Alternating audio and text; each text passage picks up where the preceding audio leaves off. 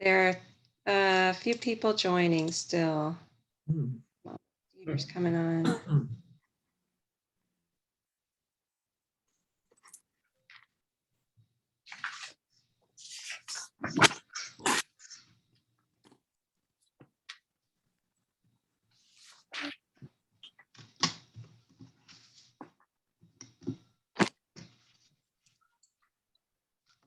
Hi, thank you everyone for waiting. I'm Jeannie Kays, the library director and the interim Parks and Rec director. So we're here to do the commission meeting, and I'm going to turn it over to Jerry. We are recording.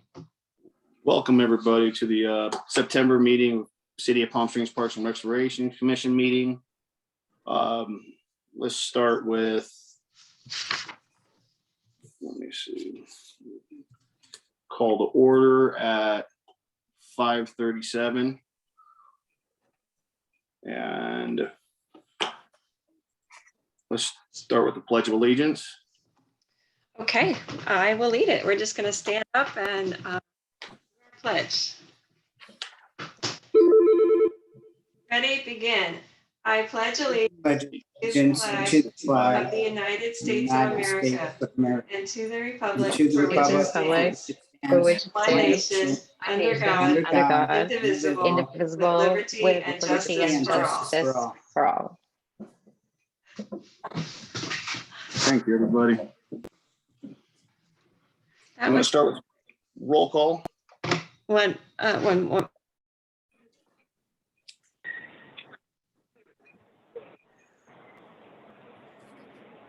Chair got snagged. Okay, Chair Alcorn. Present. Vice Chair Coladonato. Present. You said that very well. Thank you. Commissioner Armstrong. Here. Commissioner Crawford. Here. Commissioner Diaz. Here. Commissioner Finland. Present. Commissioner Goodman. Present. Commissioner Meyer. I'm present, thank you. Commissioner say it for me, Moralia? Moralia, very good. Moralia. Commissioner Spellman. Saw you on here, you're muted. Christopher Spellman. I think he's on.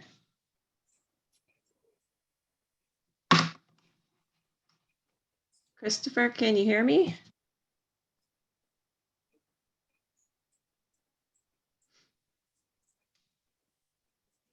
All right, well, I'm not sure. Is the Chris S on here, Chris Spellman?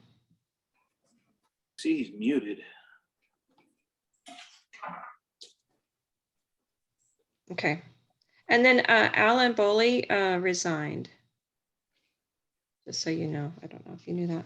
Yes, ma'am. Oh, if Christopher is here, we're all accounted for. Awesome.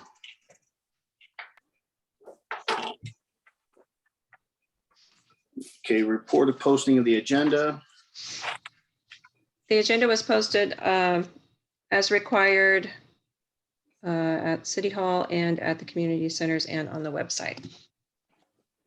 Thank you. Approval of minutes. Does anybody have any questions or comments or any discrepancies on the July minutes? I move to accept the minutes as submitted. A Thank you, second. Jody. Jerry, second. Thank you, Ellen. Roll call, ready? Commissioner Alcorn, Present. Commissioner Coladonato. Present.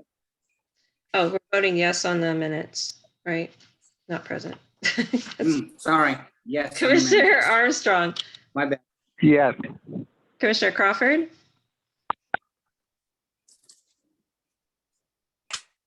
We have to do roll call approval whenever we approve something. So you all have to unmute and approve.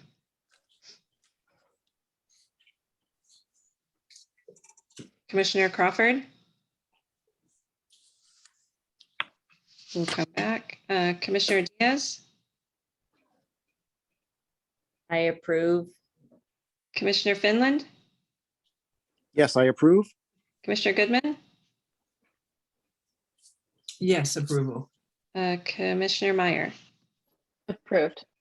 Commissioner Moralia, Approved. Commissioner Spellman. I don't think he's here. Or he must be, maybe he had trouble. I don't see him on here. Okay. So the motion passed. Peter Crawford, are you here? You're on mute.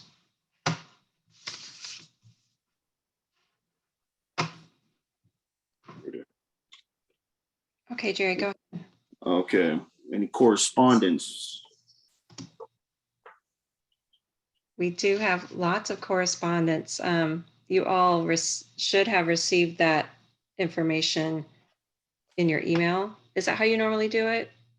Yes, ma'am. Did you guys all receive the emails regarding what's going on with the current situations and everybody sending emails? And okay, so It was all about the dog park, and we do have a couple more that just came in that we'll make sure that you.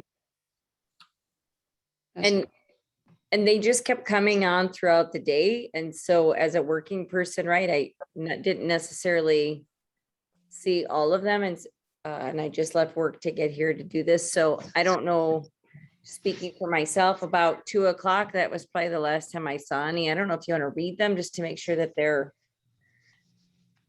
recorded or put out there, just so everybody's heard them, or I don't know how you want to do it, but just a thought. Would it be reasonable to have us put it together as a packet?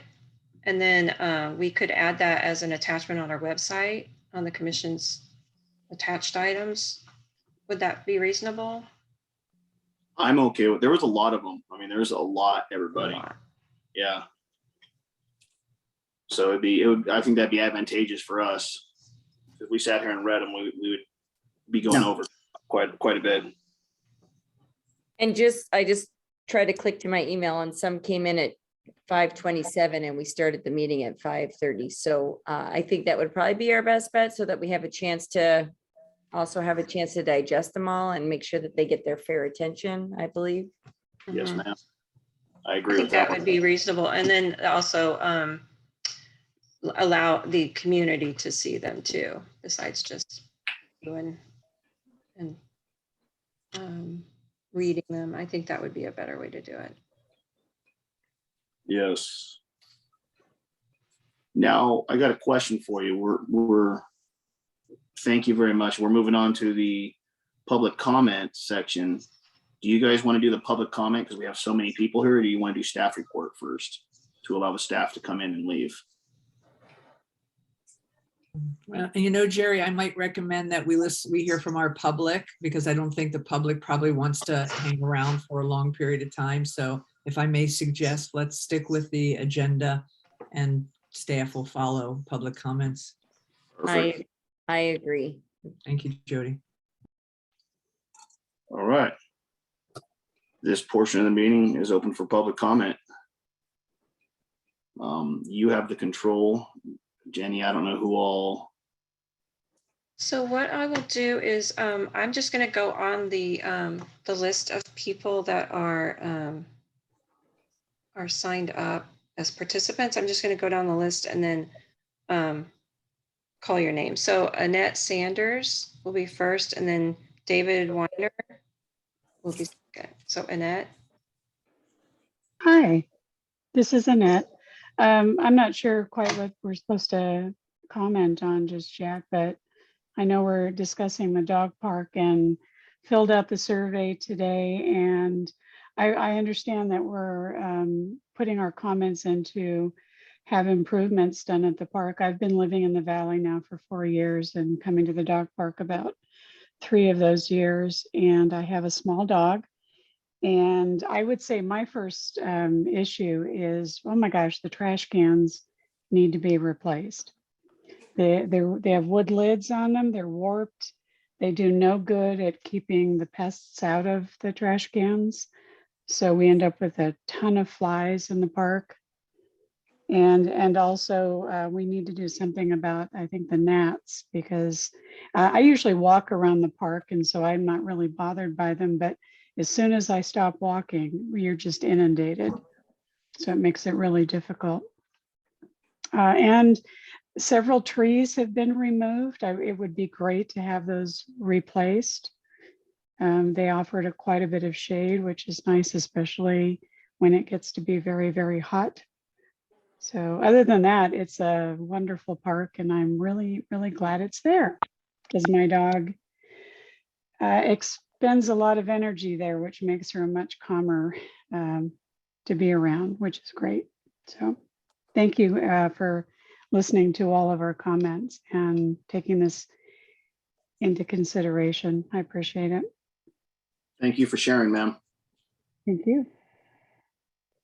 And the next speaker is David Weiner or Weiner, I'm not sure. And just a reminder, everyone, you'll have 3 minutes, and I've got a timer running. Thank you. I was just going to say that. Mm-hmm. So David.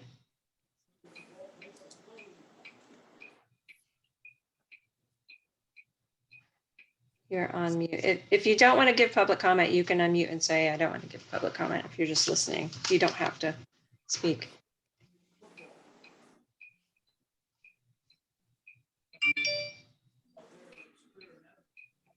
Okay, David, we can come back to you. Annette Sanders. That one, right? We did Annette. Yeah, she was the first. Sorry. Lost my That mind. was me. Yep. Thank you. Sorry. Going through the list. Gary Greenbaum.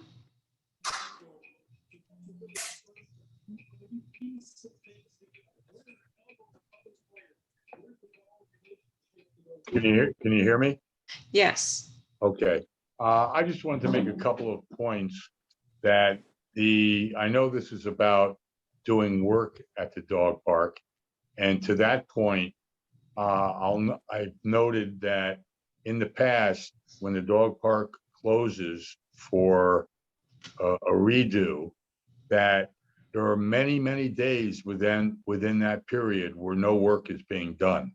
Now, I know you can't, when it comes to plantings and stuff, it takes time.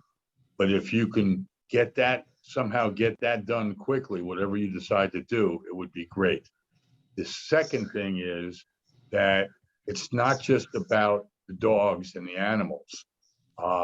We moved here 4 years ago, and our whole social circle comes from the dog park. And so I think it's important to make the comfort, provide comfort for the dog owners also. And my last point will be, I think there are about 4 basic sitting areas, 2 covered and 2 shaded by trees. We need a mister system that's employed during the summer. That's it. Thank you. Thank you very much, sir, for your comments. Gary Johns.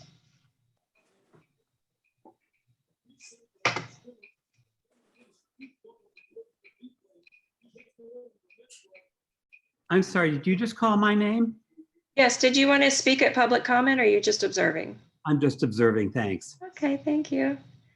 John Brown.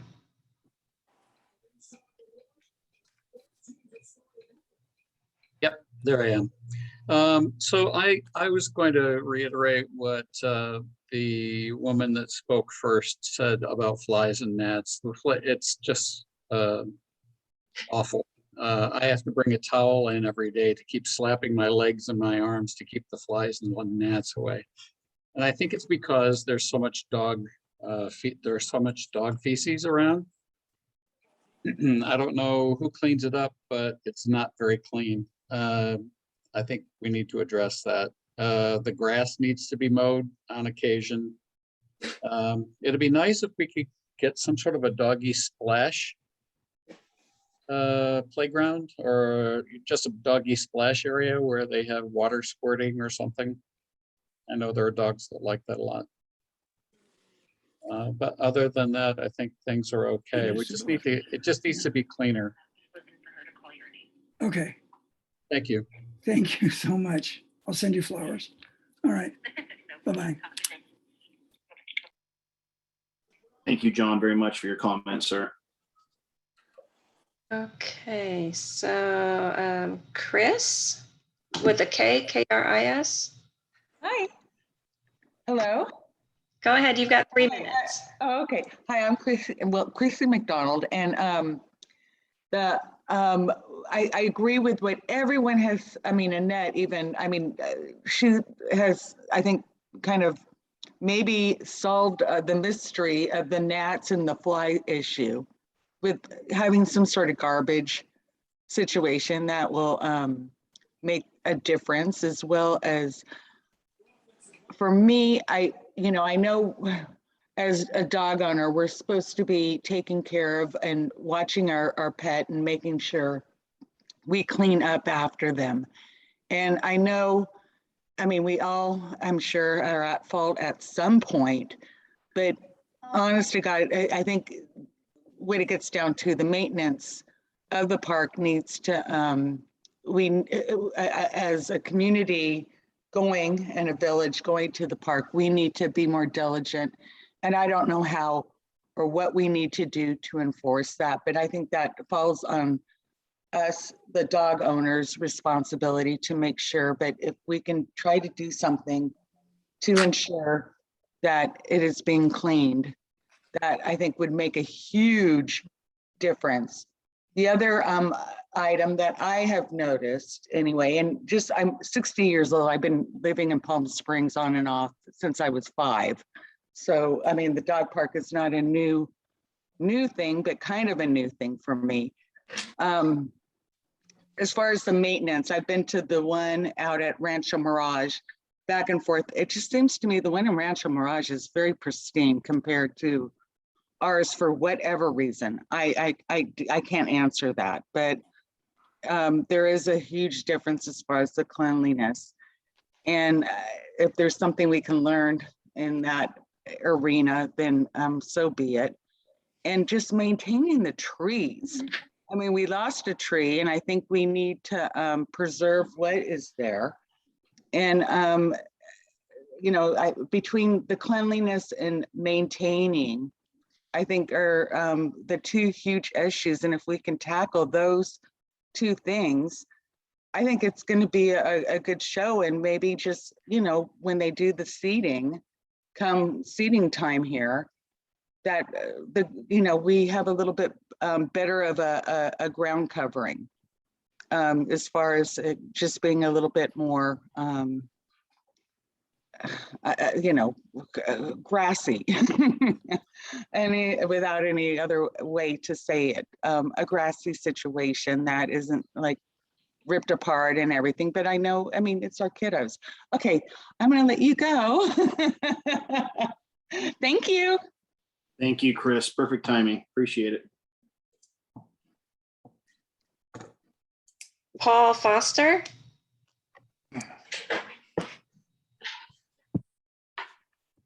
Hi, I just have the maintenance.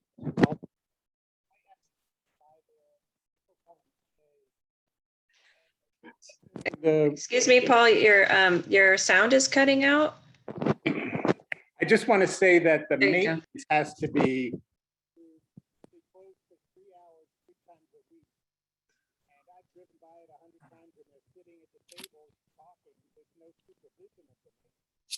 You okay? Paul, I need to interrupt you. We can't hear you. I mean, are you putting your hand on the speaker or something? No, I'll just pass up this time. Okay, you can email me too, and we will include your comments in the packet. Okay. Okay, thank you. I'm sorry about that. Raymond Roy.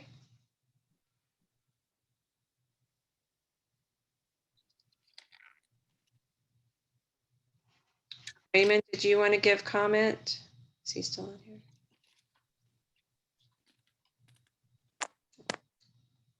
Okay, I'm going to skip. Richard Haynes. Hi. Thank you for this.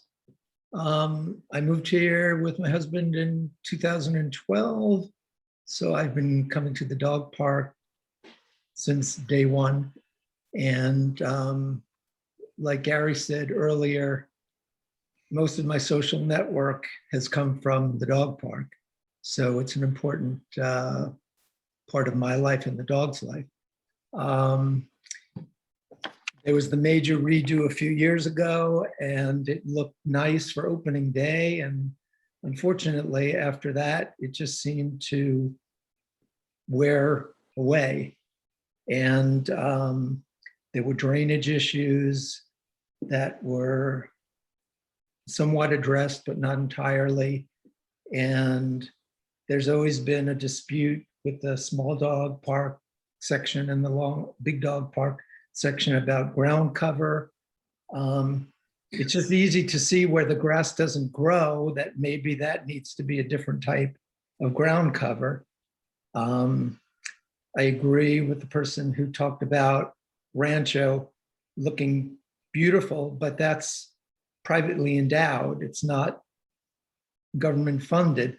So therein lies the difference for that. But they use red clay as one of their ground covers, and it's always, I wouldn't suggest doing that for our park, because anybody who's wearing white ends up pink from it. So, but I talked to other people who weren't going to be on the call, so I have a few things that people ask me to address. One is parking in the parking area. People who work at the airport park in the parking lot, and people from the health center behind the dog park there. So if there was a way for either residents to get stickers and for guests to have some sort of parking, where there are meters and you put your card in or whatever, and your license, and you just get a sticker for the day, whatever, because I know a lot of seasonal people come, or weekenders use the dog park as well. It would be great if someone else mentioned it, if there was a water feature for the dogs. But on top of that, it would be great if there was a place for people to wash their dogs, hose them down. That's on a neutral territory. It's not the park, but it's a place to wet your dog so you don't bring a muddy dog into your car. That's not me. That's your timer. You're at 3 minutes. Right. That's it. Thank you, sir, for all your comments. Sure.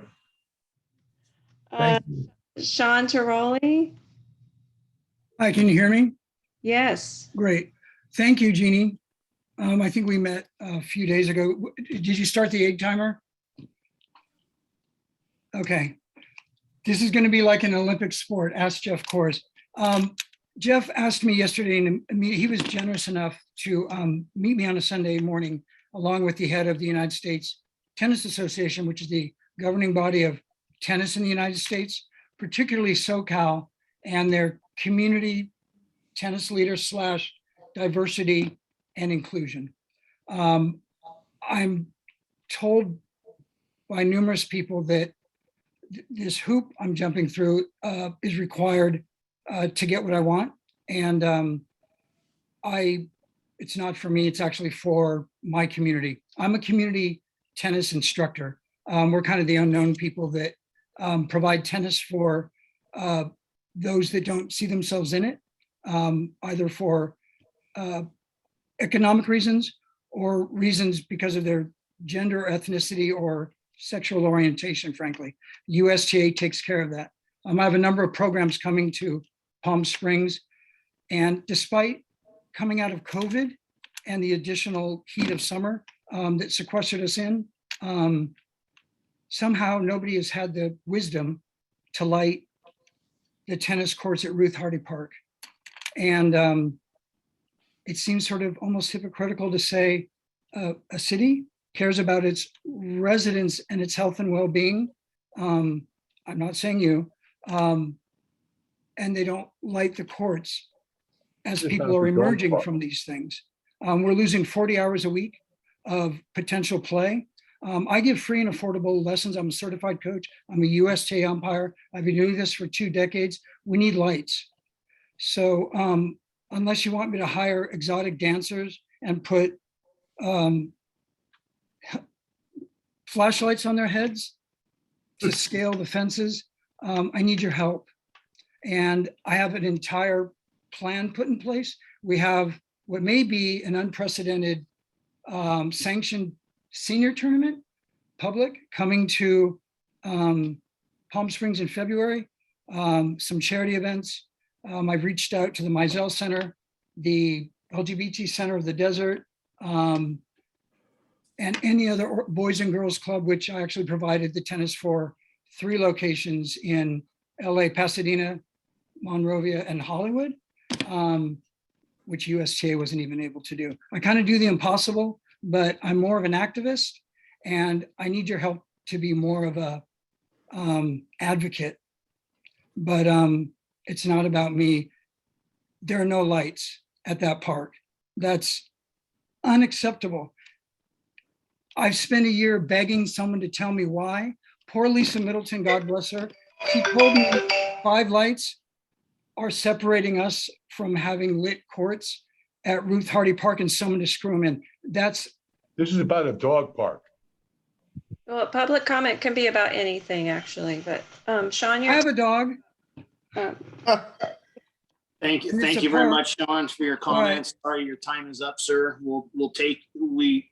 That's one of the things we are working on, just an FYI, so you know. You're working on thank it? you. Okay, if you can, Yes, if you sir. can send me the outline of what you're doing, that would be great. Because I'm happy to participate. It's been a Thank you. year that I've been asking. All right, thank you for your time. I appreciate it. thank you. Thank you very much. Tim Giuliani, Hello. Hi there. go Hear me ahead.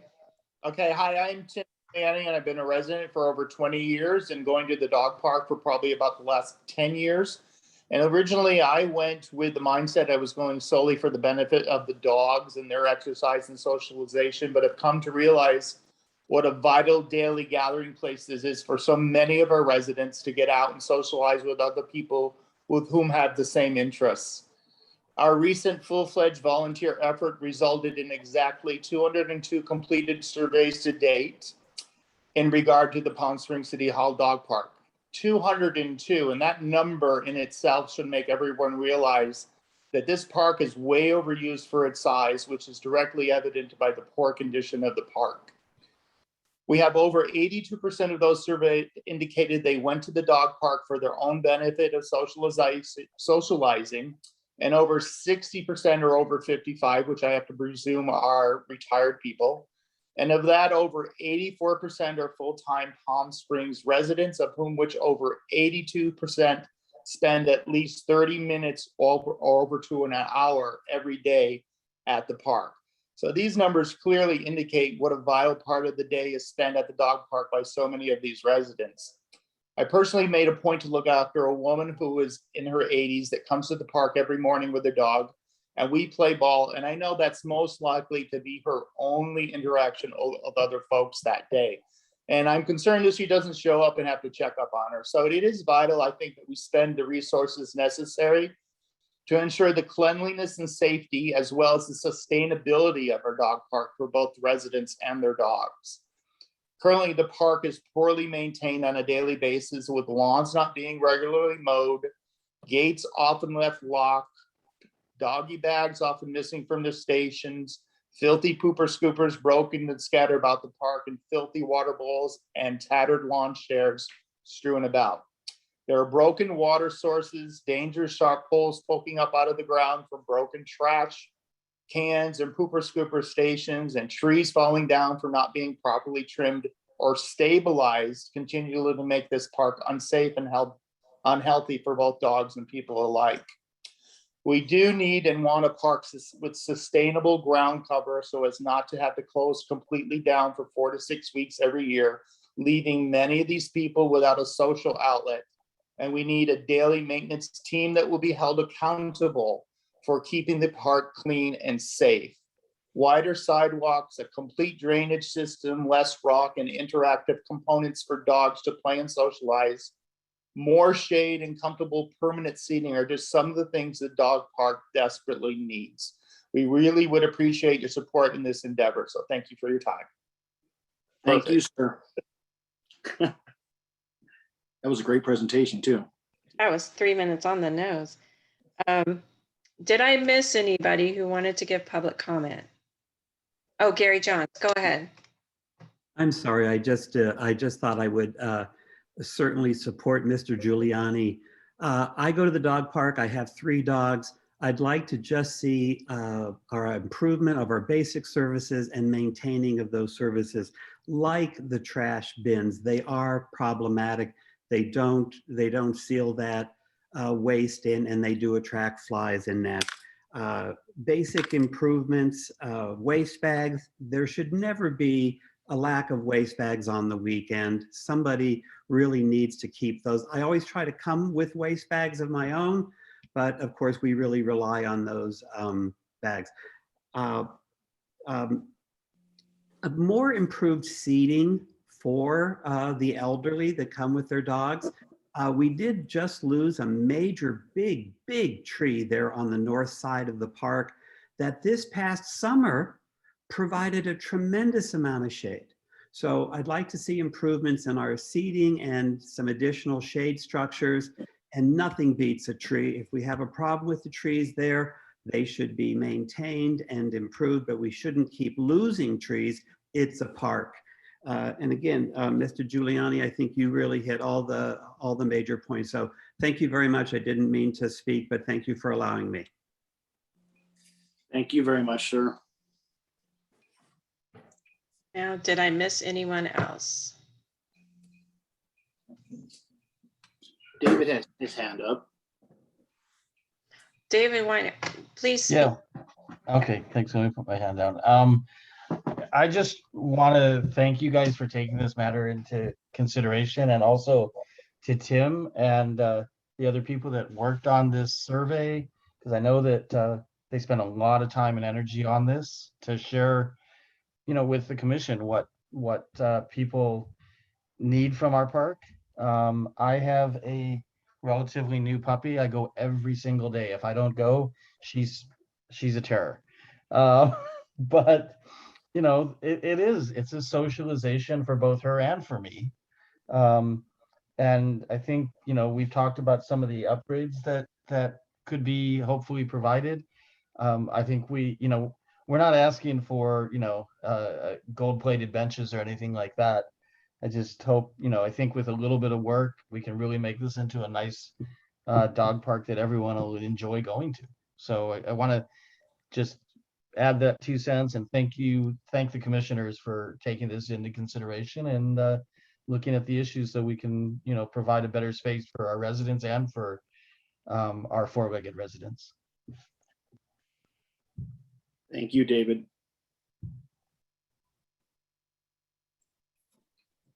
Any other public comments?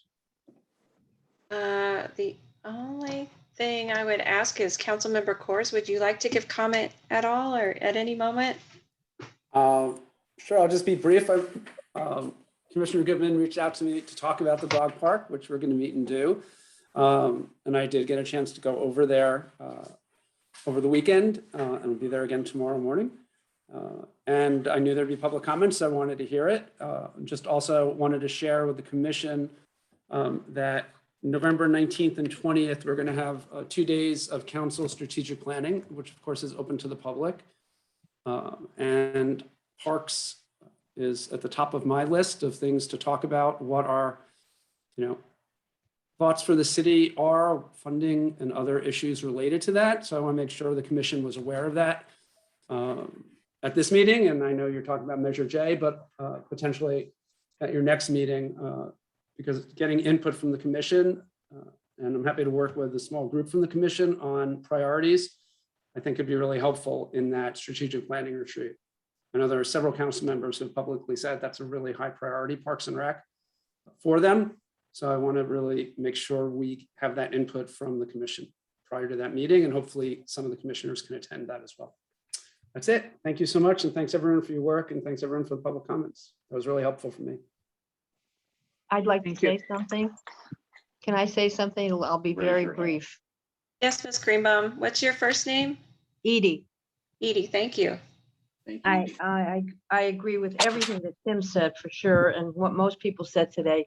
But what I'm really concerned about too is, and what I think is most important, I mean, is we have to find something more sustainable than the grass. And I can't see why that way we won't have to shut down the park every year for 2 months, because it's very vital to so many people and to so many dogs. That's all I'd like to say. And I'm gonna jump in on this. I've heard some people suggesting artificial turf. And from my experience, I've been coaching sports for 30 years. Artificial turf in the desert is a real bad choice because it gets so hot. Just want to say thank you to all the public for all the comments. We, as a commission, we take them all into account. I have over a page of notes. We're all going to be working on this. We take this very seriously, working with city council, bringing them our recommendations. And just thank everybody, honestly, for your public comments on this section. Councilmember Course, I have a question. Will there be time for public comment at the strategic planning retreat? I believe. Yes, it is a Brown Act public meeting. Yeah, so you'll have time to do public comment there too. Absolutely. It's great. Okay, thank you. All right, at this time, the public comment section is done. Everybody's more than welcome to stay on and listen if you'd like. We're going to move on to, is the city manager here by chance? Any comments from him? He's not on here. All right, so let's move on to staff updates. Okay. Okay, hi. I'm your new interim recreation director and library director. So 2 hats. Yeah. Let me share my screen. Let me get the screen up. I want to show you some slides and talk to you about what is. Just one moment. Let me get this going.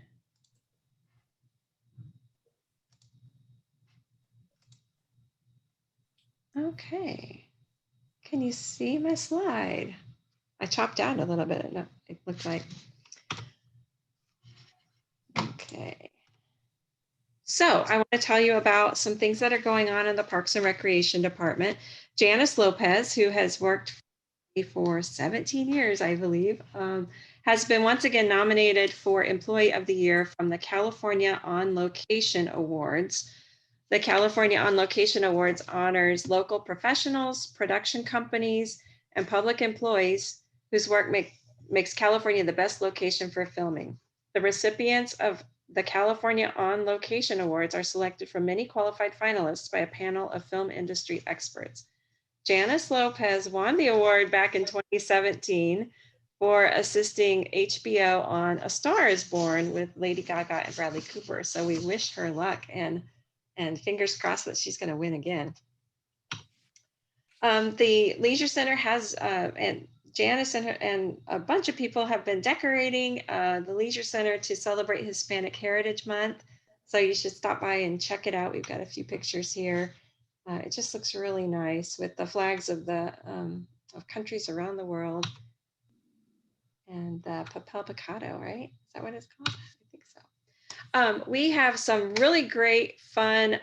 Well, one thing about the Hispanic Heritage Month too, the team is really working hard on our social media account. So follow us on Instagram and Facebook for a lot of great fun posts. Now, Halloween is coming up, as you might know, and we're going to do a bunch of different activities at the different community centers. On October 23rd, we're going to kick it off with Candies, Cars, and Community. This is at Demuth Community Center. It's on October 23rd from 12 to 3. It's going to be a lot of fun. Don't be scared. it looks scary, but it's not. It's in the afternoon and daylight, so don't be too scared. I don't have a slide for some of these, but October 24th, we are doing our floating pumpkin patch at the swim center. And I'll get you more times or more information. Janice, you might know the times, or Janet, you might want to jump in and tell me the times on the swim center. I don't remember. Also on October 27th, this isn't a Parks and Rec item, but it's the library. And you know, I wear the two hats, so I have to promote the library. The library, we're doing a drive-through spooktacular from 4 to 6 p.m. And Parks and Rec's going to participate, Mizell Senior Center, the Palm Springs Power Baseball. So we're going to do a drive-through, and the Friends of the Library are going to give away free books, and we're going to give away candy and fun treats too. October 28th is our Village Fest Halloween celebration. So that's always a lot of fun and craziness at Village Fest. And then October 29th, James O. Jesse is doing their Halloween event. It's got a lot of different things. It's a drive-through, it's a trunk or treat, it's got games, candy, music. So a lot of fun on Friday night for that one. And then at the Leisure Center, we are celebrating Dia de los Muertos. Change the slide there. Dia de los Muertos, Day of the Dead, November 1st. I believe it actually starts at 5 p.m. It says 3 p.m., but I think it's a 5 to 8 event. So we're going to have music and do a bingo and have a lot of fun. So let's see what else is on this slide. Ooh, that's coming up. That's something else. And then I want to tell you more about some other things that we are doing. At James O. Jesse, Borrego Health Van comes every Wednesday from 9 to 4. So tell people about that. On Thursdays, the second and fourth Thursday at 5 o'clock, James O. Jesse, they have the Find Food Bank food giveaway. Coming soon at Demuth, they're going to do a Helping Hands Homework Hub Monday through Thursday from 4 to 6. That one's not active yet, but it's coming. And then the Village Fest hours are changing starting Thursday, October 7th. The street closure will begin at 5 p.m., set up from 5 to 6, and then the Village Fest will be from 6 to 10 with tear down from 10 to 11 and street reopening at 11. And then we've got a couple of parades coming up. Yay, parades. Again, we're doing things. Veterans Day parade.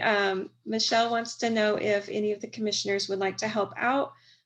We have a banner that says honoring all who served, and Michelle's looking for some people to carry the banner in the parade. And then if you want to attend also, you can let us know and we can make sure you have seating. And then the Festival of Lights parade, we don't have any special requests yet.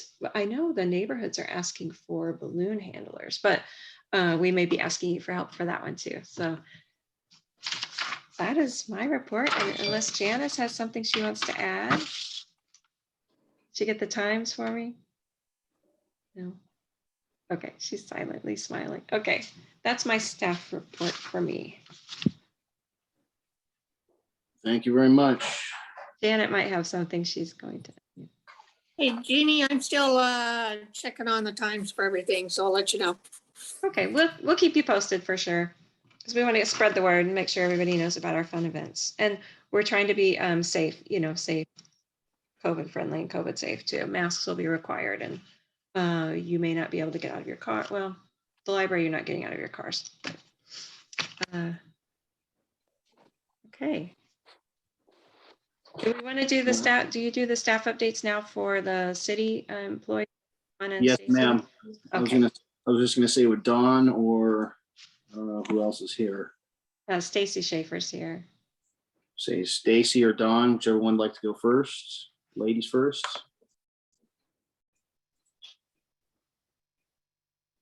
She might have had to drop off for a second. I don't see her on here. Dawn, are you there by chance, sir? Let me let her in. Yep, I'm here.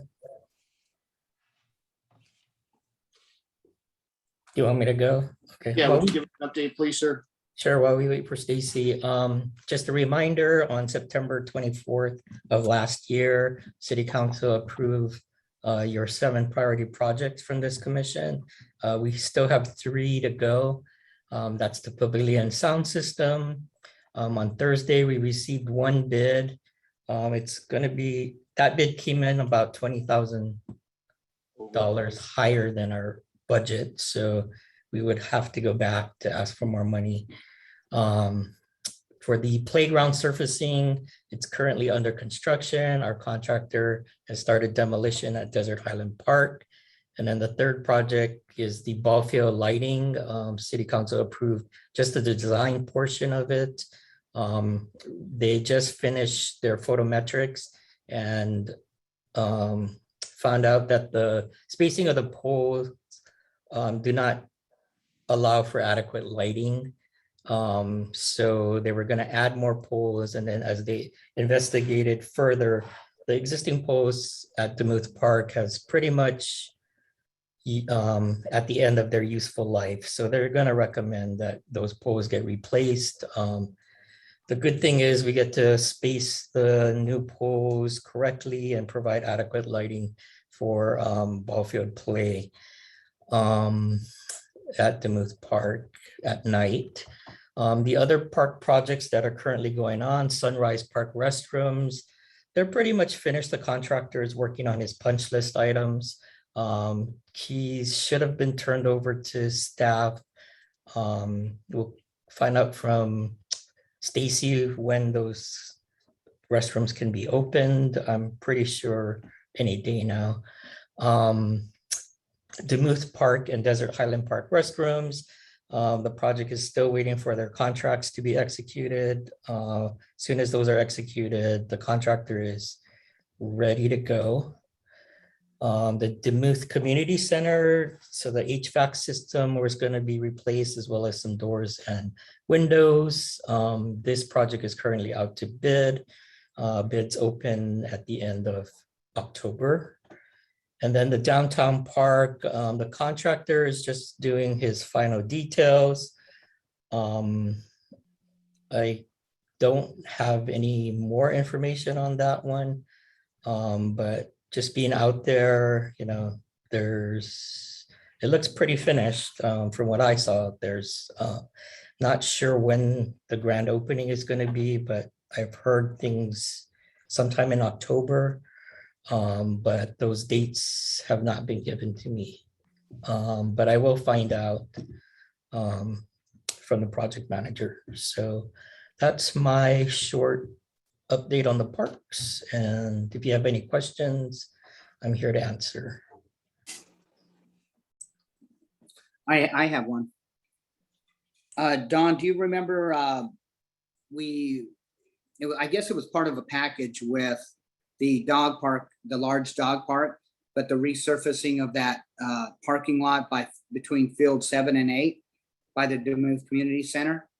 Do you know if that's coming down the pipe and when that would be? All I know is that was part of the application for the Demuth Dog Park grant. Okay. I don't know the status of the grant, but can look into that after this meeting. But okay, yeah, part of the funds for the grant included resurfacing of the parking lot near the Demuth Community Center. Thanks, Don. Mm-hmm. Oh, can I add one last minute addition to my report? Sorry, it just came in today that they are going to dedicate the dog park at City Hall tomorrow morning at 8 a.m. I don't know if you all were aware of that. No, so tomorrow morning at 8 a.m. they're going to dedicate the City Hall dog park to David Reddy. So you're all invited to attend. It's tomorrow at 8 a.m. Hello, this is Commissioner Armstrong. Hi. I just want to mention, since you brought this up, I mean, to me, this just goes to show the continued lack of respect of the city council to the commission. I mean, no one consulted the commission or followed the proper rules to rename this park. The city has a record now of naming public spaces after former employees, which is very odd. But to have a name dedication and not even tell the commission with any proper notice, just another indication how the council just sort of ignores its public advisory commissions.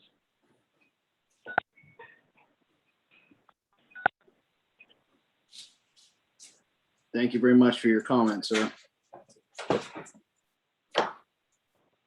So that is an option that is open tomorrow morning at 8 a.m. as we just got announced. I'm going to remain neutral on this one, and let's just move the meeting forward from here. Is there any other staff updates or any comments on that? Stacy's on the line now.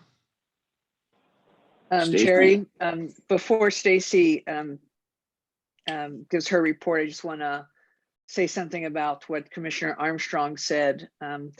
The Parks and Recs Commission had a subcommittee on naming, and they spent about a year working to present a document that was a recommendation to the city that there be a process and a standardization for all namings of the park, since the commission has been approached by multiple individuals to name a variety of different things. And so not just in addition that the commission as an advisory group or volunteers are ignored, there have been people who have worked very, very hard and for a very long period of time. And so not just a lack of communication, but there was no discussion with the work that had been done over the prior years. So I will join Commissioner Armstrong and say I'm pretty disappointed. Thank you, Ellen. Respect that as well. Yeah, I'm with those two on this one. You know, I love David too. I've known David for 25, 30 years. But we did put a lot of time in the naming process, and for them just to go ahead and do that, and we didn't even know about it. It's almost like a slap in the face. I came on this commission to get things done, but I don't think that's the right way to do it. And that's all I'm going to say about that. I agree with a lot of what everybody's saying, but in best interest, I feel that we need to grow from this, work on it from here on out. We can work, hopefully not have this happen again. And let's hopefully we can keep this meeting. Let's move this meeting forward. Is there any other staff updates? Stacy Schaefer's on the line. Stacy. Okay, I got a list. I took notes during the public comment. So again, just to reiterate, everybody knows 8 a.m. is the plaque dedication tomorrow morning. It's going to be pretty low key. We're just unveiling the plaque and moving on. October 21st in the downtown park, that is the formal unveiling of the park, receiving of the park. There will be a dog show. There's going to be a water feature, public restrooms. There's going to be a lot to that.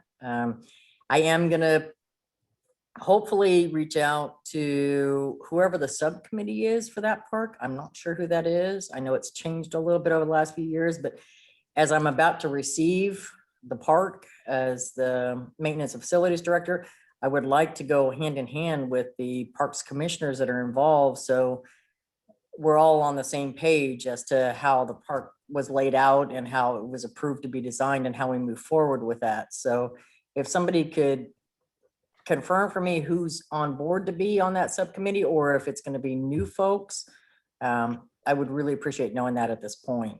We're going to start receiving things. Actually, we started training this week, and in the next few weeks, we're going to start receiving more. And I really want to make sure that my maintenance team is on board and hand in hand with the Parks and Rec Commission on how we move forward with programming the park and utilizing the park, etc.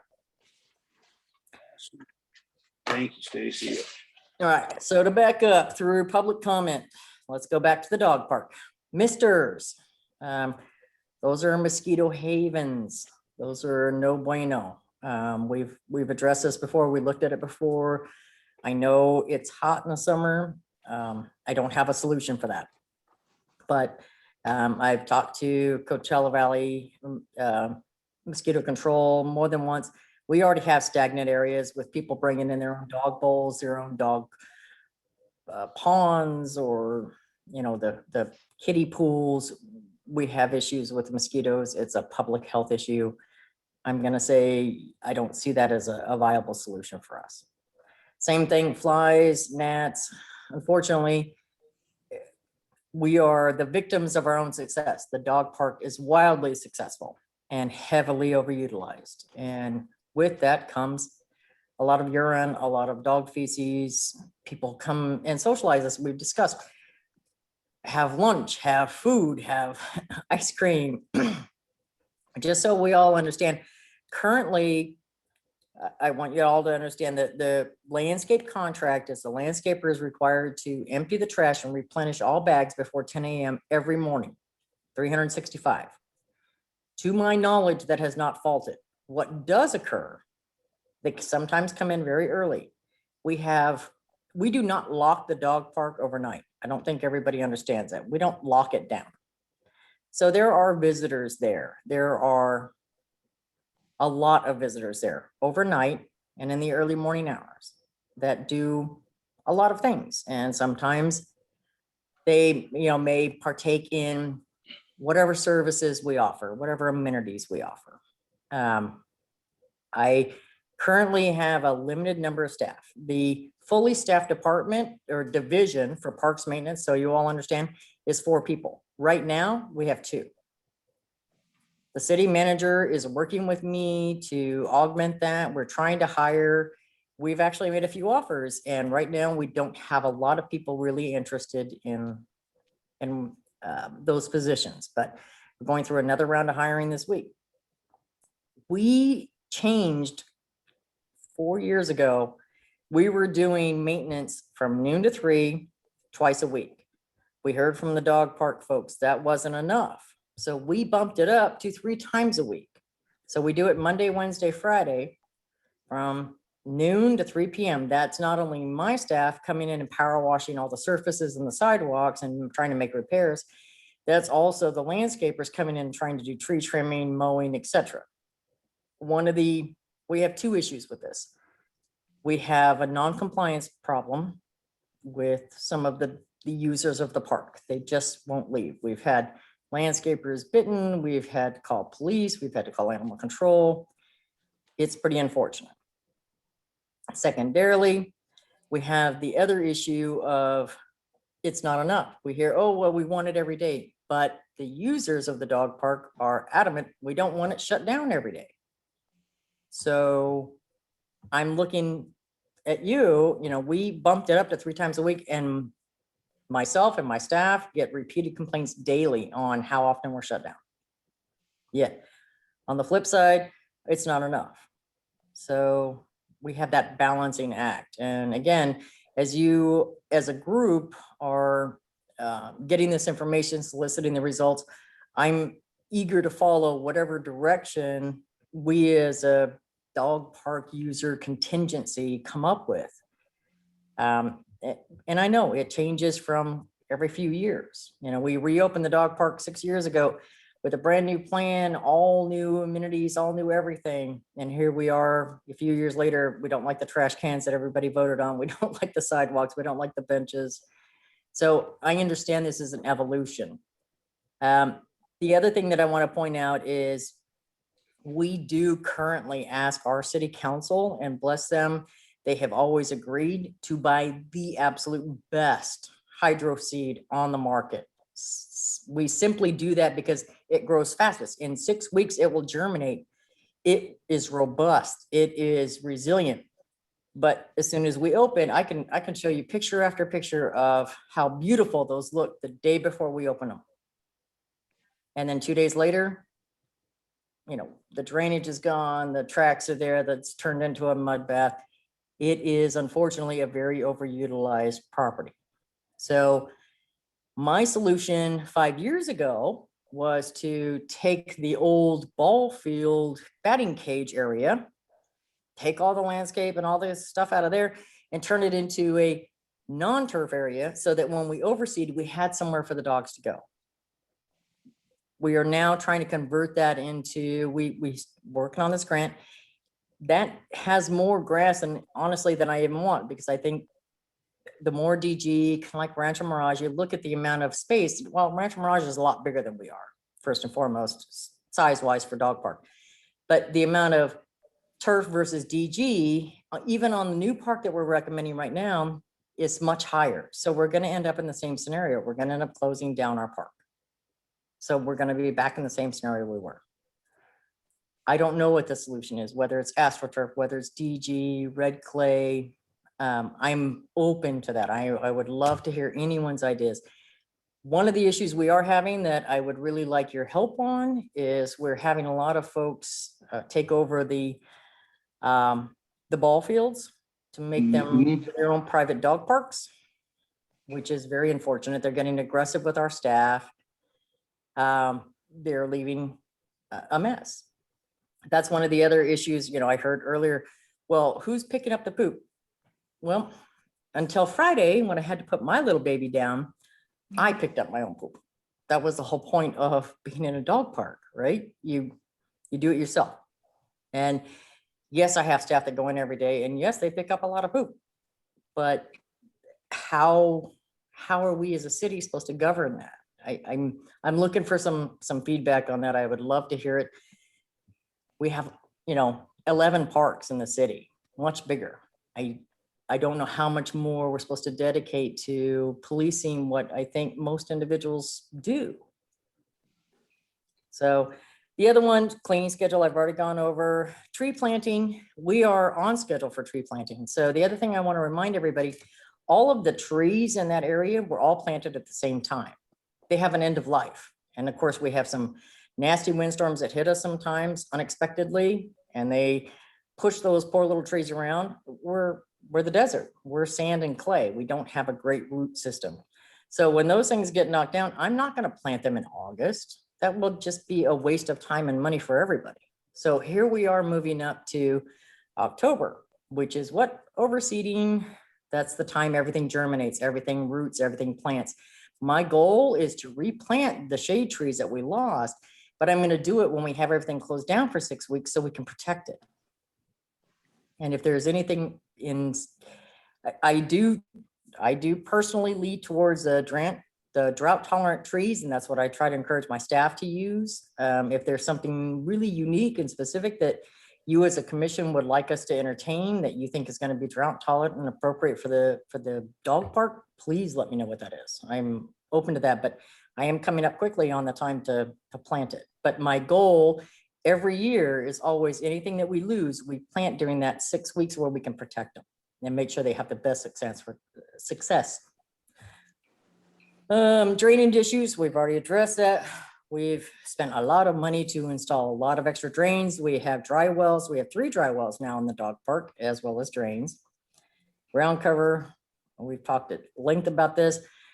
Ellen, I'm looking forward to seeing what you come up with. I know you and Kenny had some good talks, and I apologize for that, for missing that, but I understand there's some really good movement on that. I don't know if it's, you know, doggy turf or DG or modifications of anything. And I did want to point out that both Kenny and Kenny keeps in constant contact with the parks maintenance staff for Palm Desert. I am in pretty good contact with Rancho Mirage. We're using better seed than they do. We're in constant contact to try to come up with the newest technologies, any new ways that we can improve our parks. It's important to us too, as individuals and of course as employees, but we realize the value not only for the dogs, but for the citizens, the social value, and we're committed to making that successful for everybody. Parking enforcement, actually, I will talk to them. I know this is an ongoing issue, airport and healthcare center. This happens in a bit of a cycle. So I will reference that again, and we'll go through that again to try to see if we can get parking enforcement over there to do a little monitoring and put out some warning. That tends to help. Dog features or water features, dog wash station. We do actually have a small dog wash station in the small dog park. I realize it's small. We can do something again in the large dog park.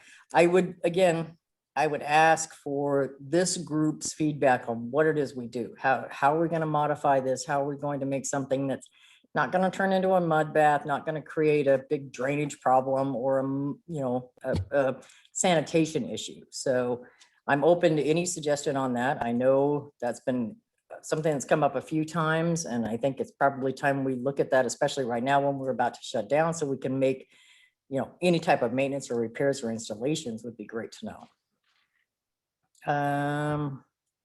Ruth Hardy Park, tennis courts, those lights, I do want to point out, that's come up a few times. There are 4 lights out of 52, 4 light bulbs out of 52 that are out. I think, and I'm not really sure how to address this, but for those people who go there on a regular basis, there's a sign that kind of tells you, push this button, hold it, turn on the lights. I think not everybody takes the time to read everything and understands that we actually do have a night light, more or less. You have the ability to turn on the lights on the courts at night after hours. However, our municipal code, city parks close at 10 p.m. They're not designed to come on after that, other than the safety and security lights. If city council wants to change the timeframes of the parks, that's a whole separate issue, and we can absolutely look at that. But I want to be clear that we're open from sunset to 10 o'clock. And that's in particular just for the areas that have tennis and baseball. All other parks close at sundown. So that may be something that we can address with further education. Maybe we can work with an ad hoc committee on education on those. Dogs at ball fields, I talked about that. Okay, those are my big ones. What do you have for me?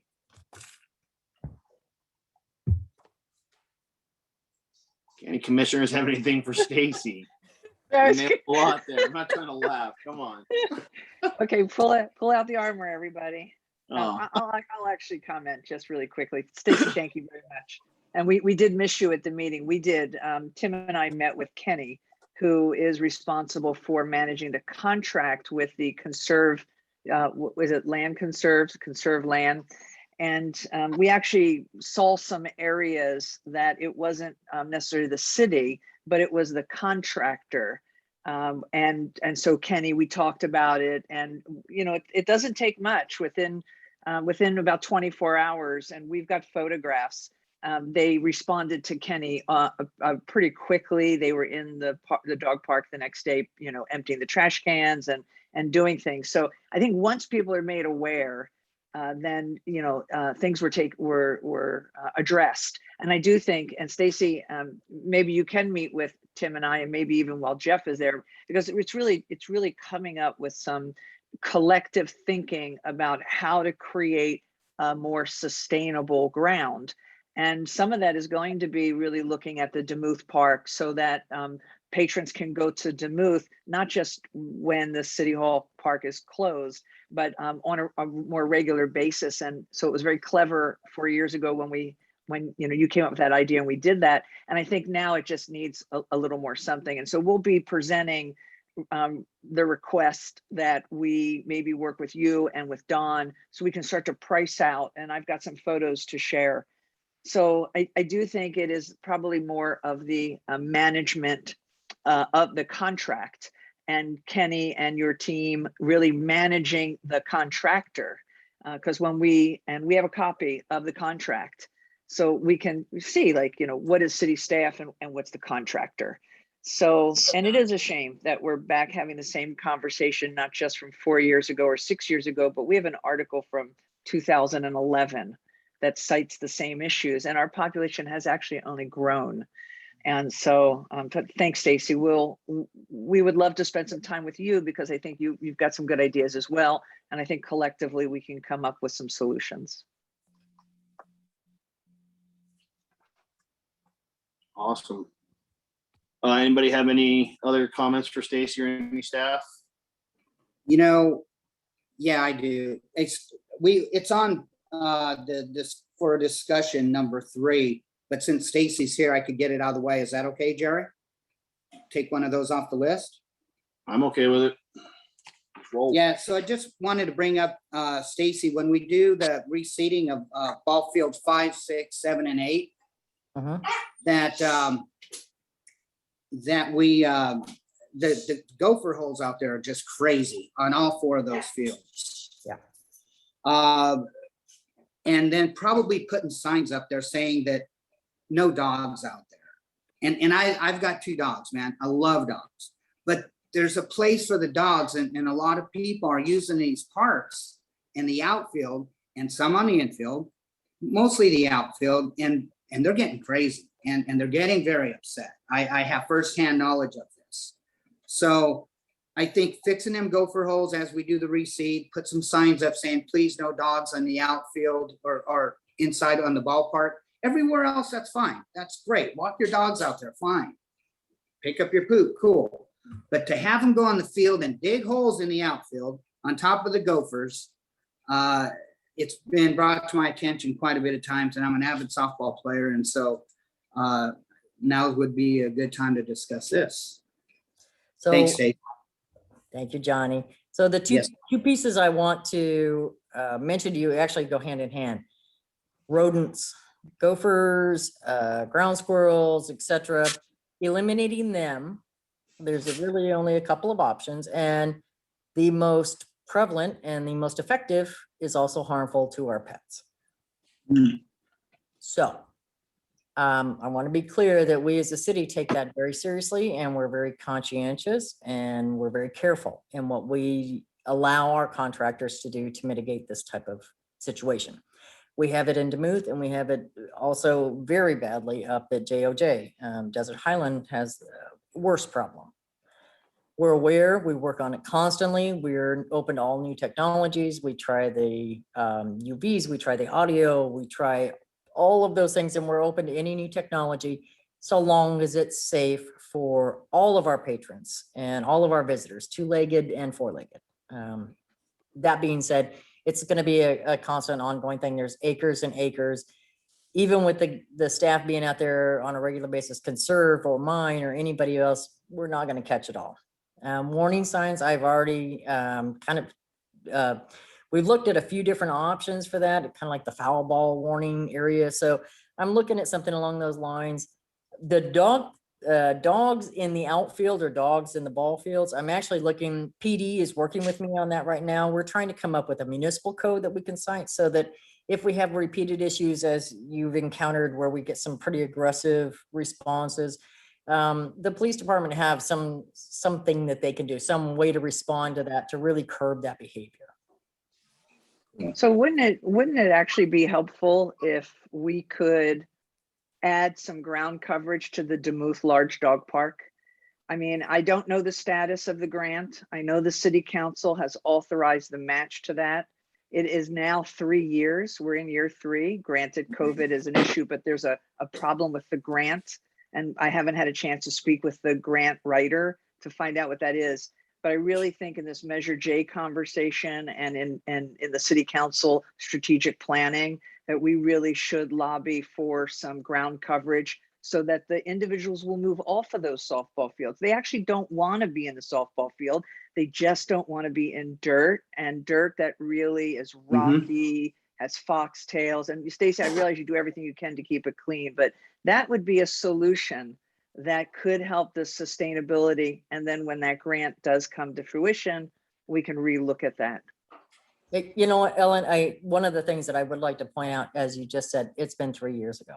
So the group of dog park patrons and park patrons 3 years ago that helped or kind of dictated the design of that may not be the same folks that we have right now that have the same time, attention, and willingness to participate in the design. One of the things that really surprised me was the amount of turf that was added at the end, having the small and dark parks smushed together when we deliberately separated them out so that there would be a lot more acreage in the original plan that I came up with. And then all of a sudden it shrunk down to even smaller than what our existing dog park is. So that being said, as time's gone on, I really wonder if that's before we go too far with this grant, is that what we really want right now? Is that going to fit the needs of what we have as a city and as citizens and visitors right now? Right. And I wonder if we are looking at two different designs. And I know there's some people in the public who were in that meeting and they might even be on this call. There was very little turf. It was really more decorative on the outer perimeters. And I have some photos that I can share that it really was more of a, it was a different kind of ground coverage in the center. Yeah, and it could be because I looked at 3 different designs and trying to come up with maintenance plans for 3 different things over and over.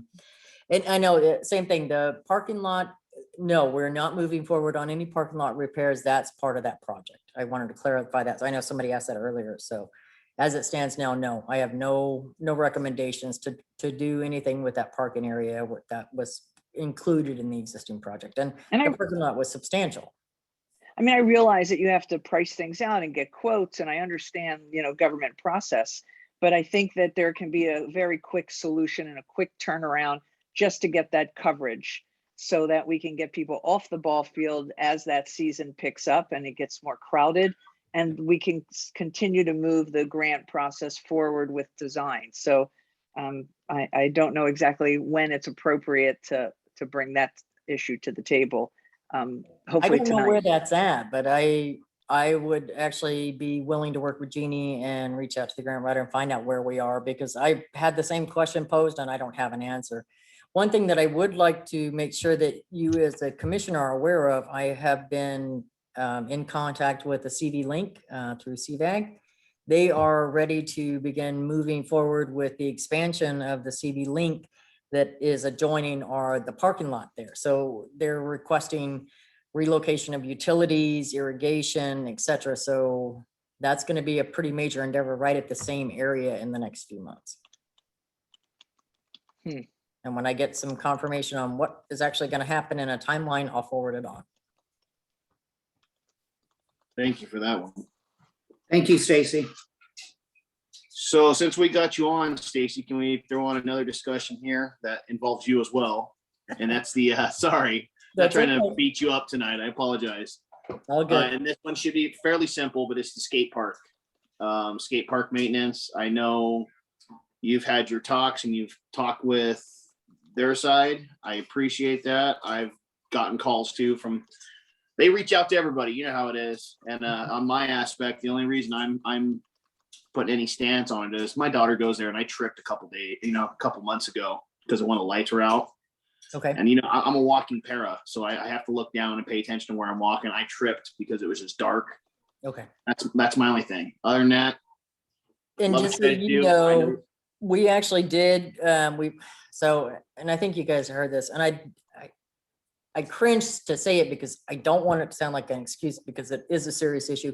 We have a material shortage, in particular electronics. We're really struggling with that. So we did have a shortage of the materials to get, because what we basically have to do, we have to rent specialized lifts that work in the tennis courts and in the skate park, because it has to be a 27-foot articulating that can actually go up and then across. And we have to have enough staff to lay boards so that we don't destroy all the turf and irrigation as we lay the whole thing through and then move towards it. It's an endeavor. And I think I mentioned earlier that we literally only have 2 people right now, and they only overlap 1 day a week. Yeah. We have a couple of folks out on medical. We're hiring some others. That's not an excuse. I will throw all the staff I can. What we've come up with is, we believe within the last week we have everything. I have somebody double checking on that on not tomorrow, but Wednesday, to make sure that we have everything. That's the case. I'll rent the lift, and I'm going to pull in staff from other divisions to augment, to make sure we have everything we need to not only do the skate park, but also all the tennis courts, ball fields, everything all at once. It's going to take a few days. We're a little thin. And to be honest, we have, I'm sure you're all aware, we, like everyone else, has had a little bit of COVID quarantine situations here and there, which really brings staffing down to a little bit thinner of a margin than we would hope for. But that is a priority. We're well aware of it. And yeah, as soon as we got the materials, we were all excited. We reached out to United. We're working on that one. And hopefully, I would like to say within a week, that will be resolved. Well, I'm not going to hold you to anything. I fully understand how it is. Trust me, I understand. And I just appreciate you being aware of it. And that's all I'm going to say. And thank you for everything you're doing for the city, because you really are got a lot of maintenance taken care of. Thank you. Thank you. And I want to encourage all of you, don't hesitate. The Palm Springs app, the city app, that's night and day for us. We, as much as we want to go out and see everything and inspect everything, we don't have time. Our eyes and ears are the citizens, the folks out and about, and anything that comes through that app, we're all going to see it. And that's the fastest way we know to respond. Thank you. Just thank you very much for all you do. If you don't have the app, it's called My Palm Springs. It's free. And they do respond very quickly. I use it. It's very cool. You can see, I think you can even see where other people have reported issues. Like if graffiti's been reported, I think you can see on the map. That's great. Too. I like to My report graffiti. guy, yeah, our graffiti team, that's one of my groups, and they are Johnny on the spot when it comes to, sorry, Johnny, but they're really, really quick and appropriate, and they respond very quickly. Nice. Same thing with potholes. I have a great pothole crew. Thank you. Any other questions, concerns for Stacy? Dieter, I see your hand up, sir. Yeah, thanks. Not sure if this was for Stacy or one of the other staff. Just wanted to get a time frame on the completion of the replacement of the playground cushions up here at Desert Highland, James O. Jesse. You talking about the resurfacing? Yes, ma'am. Oh, Dawn, I think that's Dawn's. Yeah, the schedule I saw has the project, the overall project, which includes the Demuth Park, finishing in December. So when I don't remember what the cutoff was when they finish at Desert Highland and move to Demuth, but the entire project I know finishes in December. So If I can interject there, Dieter, what we were trying to do was the project manager with Dawn's team was trying to match our overseeding schedule. So again, where we were already kind of shut down in those areas, especially in the back. So the overseeding, which would open up, I believe, right before Christmas, maybe mid-December. That's what we're trying to work it out, because they're going to have to use the water and the amenities up there at JOJ. So the goal was they're already shut down. We've got germination happening. So we would minimize the impact they would have on that area. He's just wondering, so am I, for the community out there, because they use that park a lot. They use that playground a lot. I go out there and that gets used highly. And you know, the temporary fence is up, the bobcats there, they're starting on it. So yeah, we're open. By the time we're done with overseeding, that should be up and running, if not even a little bit before, but we're still going to try to keep everybody off until we get the grass to germinate. Okay, so we're looking at beginning mid-December for sure. I would say early. Yeah. Awesome. Thank you. And Dieter, I can find out, when I find out more information, I'll give it to Jeannie and staff to that they can forward on to. I do have a schedule, and but like Stacy was saying, then I think it goes into overseeding, right? Because it's like end of October, but then you might be able to get on it after. Well, it's surrounded by grass, so they don't want to do it and have everybody mess up the grass, and let them do the whole project. So it's done once, not 3 or 4 times. Thank you. And actually, while we're on that, one point that I should have made, and I meant to put this on my agenda. I did want to point out that during the overseeding for the dog park for this year, we will be tagging into another one of Dawn's projects with engineering. So we're actually going to have the trenching occur in the dog park or right around the same time that we're overseeding for the new electrical charging stations that we're going to be adding to the city hall. So the idea was obviously those two would go hand in hand since we're already closed, but so don't panic. We're not doing anything horrible. We'll put it all back, but there will be some pretty decent amount of trenching happening just on the edge there of the city hall dog park. Thank you. Thank you, everybody. Is there any other comments, concerns for Don, Stacy? All right. This is Travis Armstrong. Hello, Yes, sir. Commissioner Armstrong. I just want to mention this issue of maintenance because there's a lot of new commissioners. This is my 6th year, I think, and 9th year on a city commission. You know, if you think back to 11, 12 years ago, some of the issues we're having in the parks, and this is nothing to slight the current director of facilities, but a lot of these maintenance issues started when Mr. Reddy, during a downturn, wanted to streamline city government, they called it at the time, and took park maintenance from under the parks director. I think it was Sharon at the time, and then Vicky, and then Cynthia, which we haven't even really mentioned. We lost our director.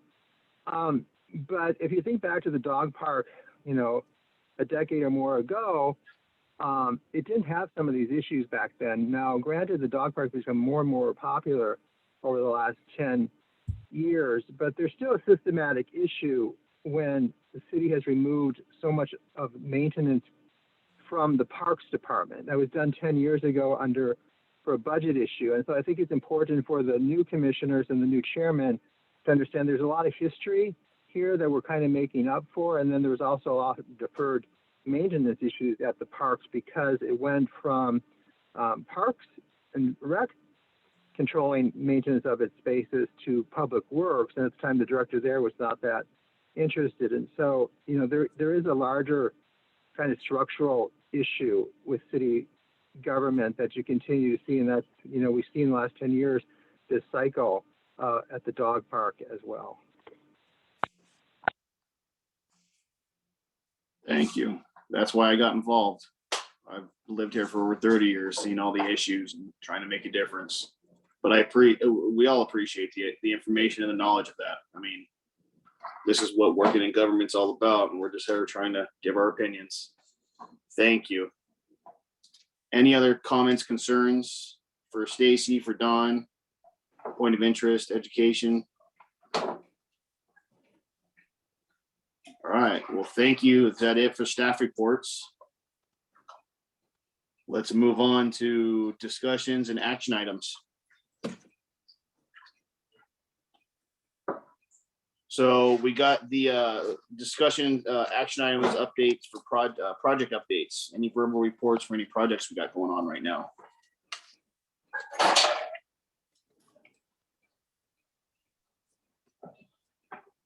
Nothing that I'm aware of.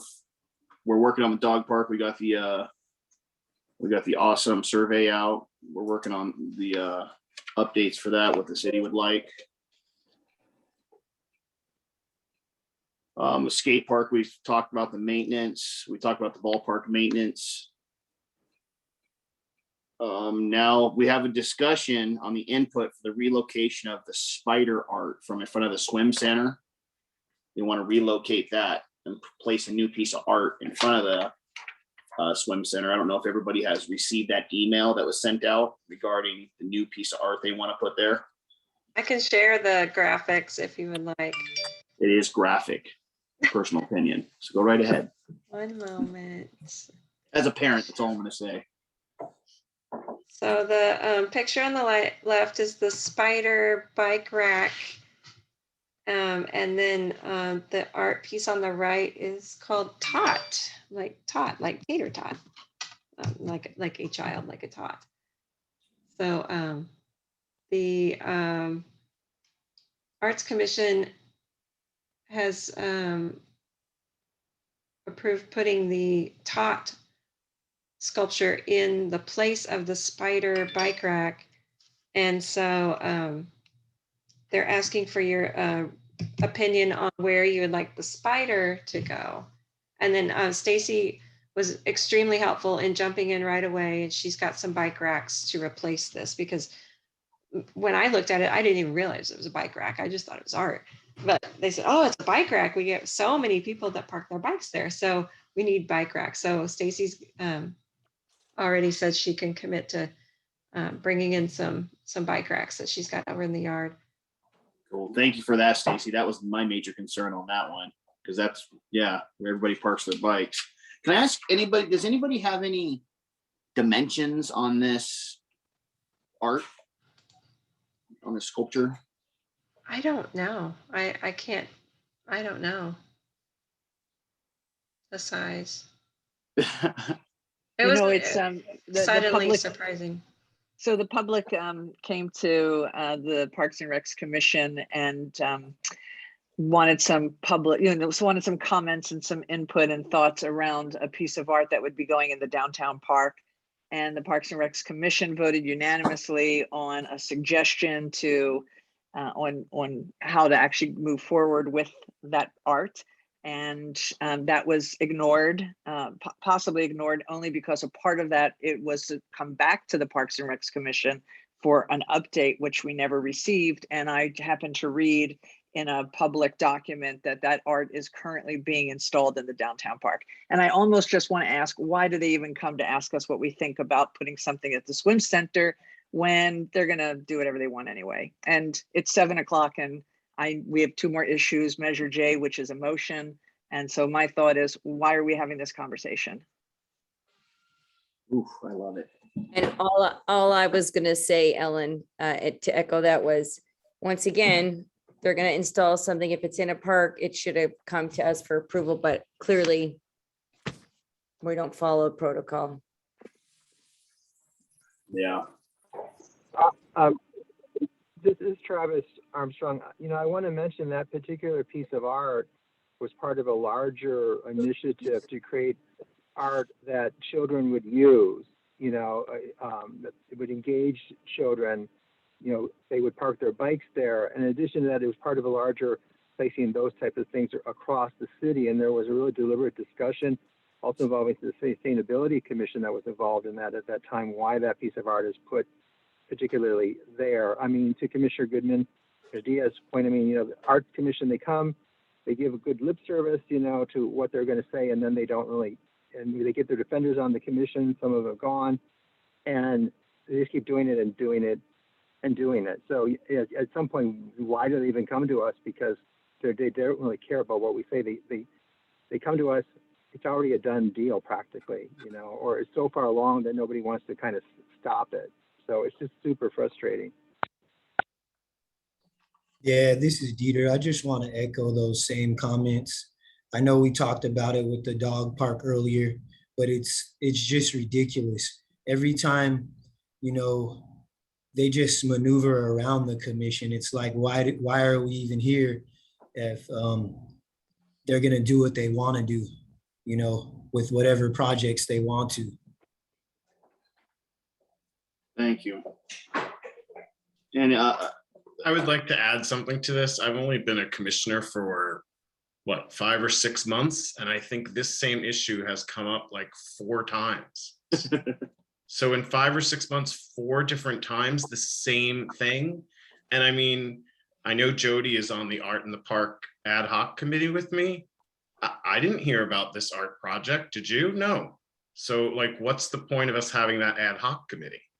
It's really frustrating. Between that and we're going to name the dog park after a dude who didn't even have a dog. Tomorrow morning, we're just finding out that. Well, I'm loving the commission tonight. I really am. This is No, great. He had a dog forever. Oh, I don't think he used the dog park, but I want to, it's kind of interesting. So we live in the community, and I've experienced this in the dog park. We live in the community, and we are held accountable to our community members.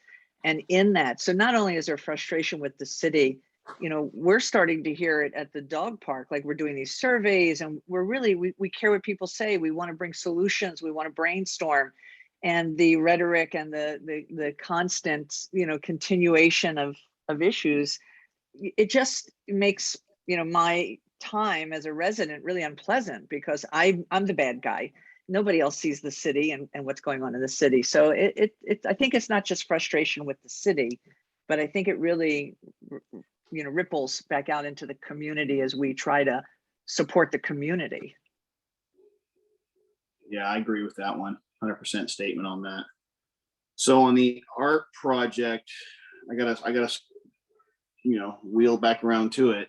I don't know what we can do on this. I mean, like we say, they do what they want to do. They've already approved to put that piece there. Yes, Jody. Yes, ma'am. I make a motion that we vote down the change of the approval. We vote down we don't, I don't know how to motion this. I make a motion that the Parks and Recs Commission does not support the changing of art, or do not make a change in the art in front of the swim center until we had a chance to voice our opinion on what art gets put in there. Second. Thank you, Travis. So we got a first by Jody, a second by, I think that was Travis who seconded that. Yeah, let's Yes. by the motion. The Parks and Rec Commission does not support the change of art at the swim center until the commission gets to weigh in. Is that what you said? Well, this is our chance to weigh in. Yeah, what's everybody's opinion on this? Yeah, exactly, Ellen. Thank you. This is our chance. We're meeting right now. This is what we're working on. Right. They're getting ready to meet after us, and they're going to move forward with it and get it done. So if I we're mean, going to make, sorry. No, Jerry, you're right. I'm going to abstain because I don't think it makes a difference which way I vote. It's going to happen, and it doesn't matter to me. If we continue to abstain, are we going to ever make any changes in the way that they conduct business? I understand, Ellen, because it's super frustrating, but this is not acceptable. What can I ask for an opinion here? What can we do from here? Because I agree. I agree that I don't care for the art.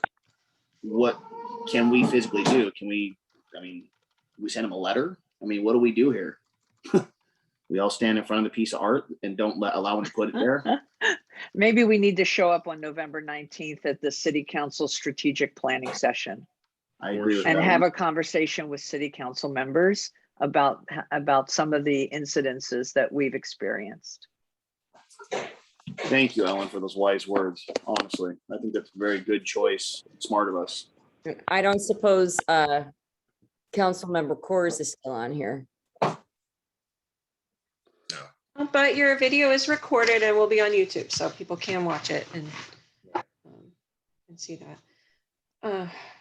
I'm of the opinion that art is subjective, right? So even though it's not my taste, so to speak, I don't have a problem with the new art. What I do have a problem with is moving something that actually gets used by the people who are utilizing that park. Why? Why can't the art go somewhere else? Yeah. And personally, I think it's scary. I have kids. My kids saw it and they were like, ooh. My kids were scared of it. And you're going to put that in front of a public place where kids and children are supposed to go in? That's going to scare them. Who's going to want that? I know we're a unique, city here with, diverse amount of people. I fully understand that. But come on now. Let's not scare people going into place. Are we talking about the spider or the silver man? The silver Oompa Loompa thing. I actually like him. I'm sorry, I might be an anomaly and I might be all the way out in left field, but I kind of liked him. I'm not a kid though. He's unique. Yeah, see, with all three of my kids were not a fan. May I interject something? Yes, Mr. Finley. Yes, I just want to say I understand everyone's frustration that they're expressing with regard to this issue. I think it would be a smart idea. I think it would behoove everyone, and this is just a suggestion, that in going forward, perhaps something should be put in writing to the council. So there's a fostering of awareness of the frustration as far as procedural issues, and that there seems to be a bit of a communication problem in moving forward with projects. Thank you, sir. So at this current time, my we had trying to choose my words correctly here. We had recommendations on, we need to hold off on the art moving until we talk to the art in the park or the commission to find out what's going on, where the other piece is going. We do have bike racks going in that Stacy has, which will replace the bike racks, but it's just the actual art itself. And we can, like I said, we can join the city council strategic planning the 19th and 20th, and at least express our concerns, what's going on there, and put something in writing so they understand that as a joint commission, here's what's going on. From here, as far as this part, I mean, we've all had our input. Is there any other input on this art, or can we move on to the next piece? I'm not trying to. I'm trying to move it. Chair, you actually have a motion that's been made and seconded. So you have a motion on the floor, so you can't move on until you address that motion. I would maybe suggest to Commissioner Diaz maybe amended that our recommendation just goes to our subcommittee to make a recommendation, or we could pull the motion, or we can vote on it. So that's, yeah, thank you. That's where thank you, sir. That's where we're at. We do have a motion on the floor right now. And as the person who made the motion, I feel like it's, I feel like it should come from our collective group. We have a little more weight behind it than just the ad hoc. That's my suggestion. Jeannie,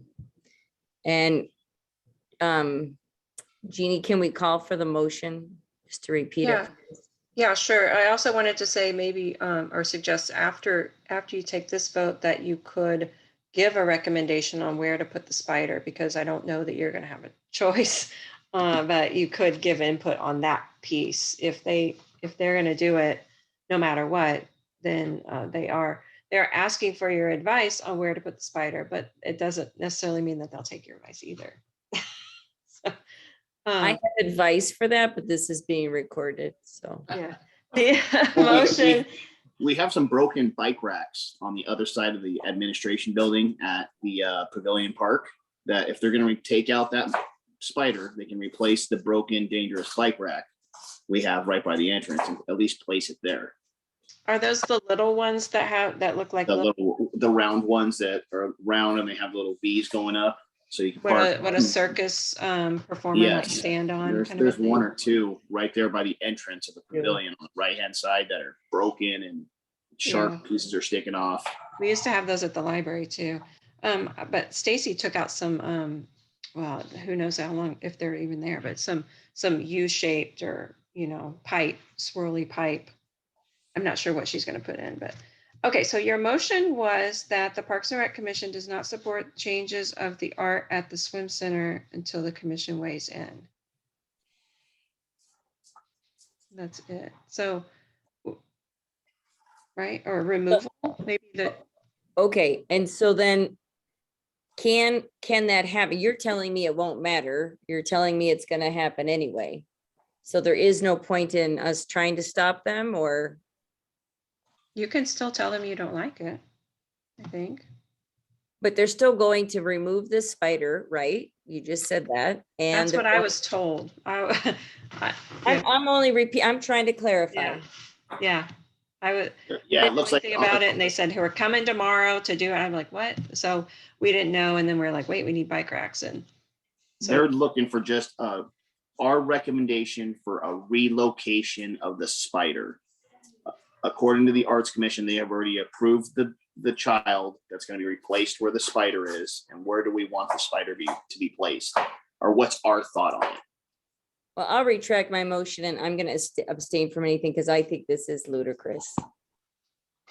And I actually don't know enough about the bike patterns in our city. Like, I just don't know. I think swim center, like wherever the bike, and so there's not enough information for me to actually make a recommendation on where to relocate that spider.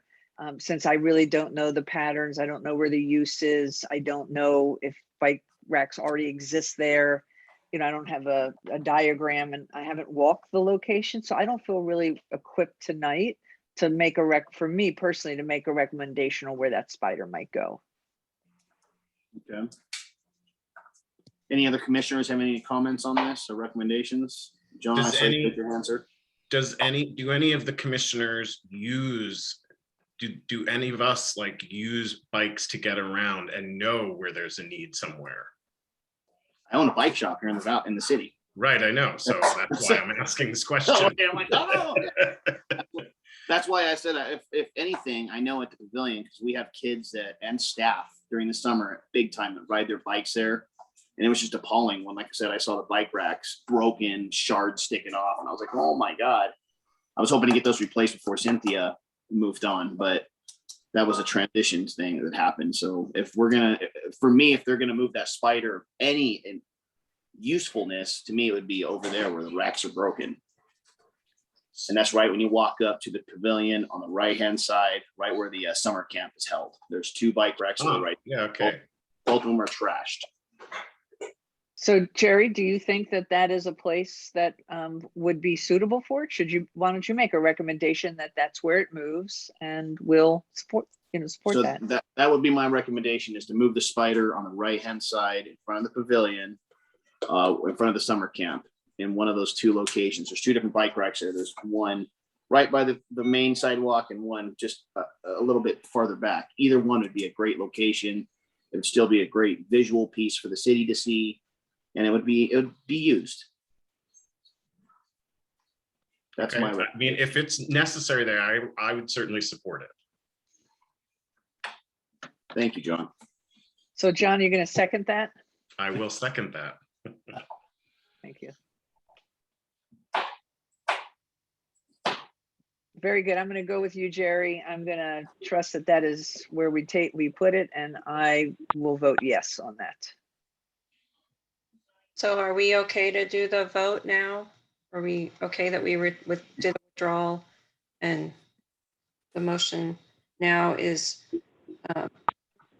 to move the spider on to the right-hand side of the pavilion to replace the broken bike racks? Generally, we know where that is. Okay. So roll call.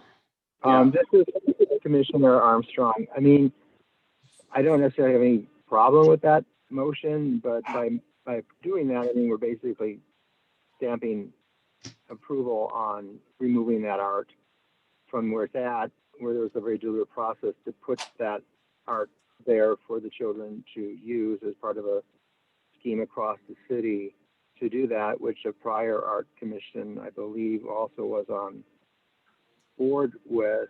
I'm a little surprised at the statement that they just get to do it anyway. The art commission, just like the Park and Recreation Commission, is an advisory body. I don't know if they actually have jurisdiction just to order a piece of art being placed somewhere. There's costs involved, and whether the city council has approved this. It would be sort of akin for us to like just decide to start putting art wherever we wanted to without talking to them. So I just want to be on record, the idea that somehow they just have this power and authority to do it is a little alarming, but obviously in the city internal workings, people think they do, because we already have the facilities manager talking about, according to our interim director, that this is going to happen already. So there seems to be some jurisdictional issues that kind of are alarming at one hand. But I would hate for anyone to have this vote be taken that we actually approve of removing this very usable and well-liked piece of art that was put there through a real deliberative process. Okay. Thank you for your, yeah. So at this point, I mean, I don't know what the answer is on that. I truthfully don't. Only thing I can do is we can reach out to the Arts Commission or find out. I mean, according to my documentation, it sounds like they've got it approved already to be placed there. They just want our opinion on where we want to place the spider. And yes, it's not okay for them to have clout or just be able to do what they want to do, you know, especially in our parks where we have a commission that come together to vote on everything for this reason. I would just like the respect from them to ask our opinion on what we want and what we'd like in our parks. That's once again something we can bring up November 19th, 20th at this, you know, strategic the city council meeting, you know, we can bring it up as a group, say, hey, this is what's going on. We're not a fan of it. And can we make this work better? Can we communicate better? We're all here trying to do the same thing, make the city better for all of us. Let's work together better too. Let's communicate better. So at this time, we do have, once again, we have a motion on the floor. Are we going to vote on it? Am I going to table it? Or are we just going to, what are we going to do here? I think there's two separate things here. One is the artwork and then the spider. And so I would recommend, at least I'd like to move through this process and go with a vote for the spider's location. And then I think we should deal with the art issue at that November 19th. And if we can get the time, the date where we have the date, time and location, so we know how to mobilize and to get ourselves there.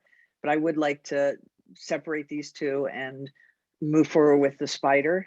If we could do a group vote or an individual vote, but I think for public, it needs to be documented, the conversation around that piece of art, and that we address that. Thank you. Yes.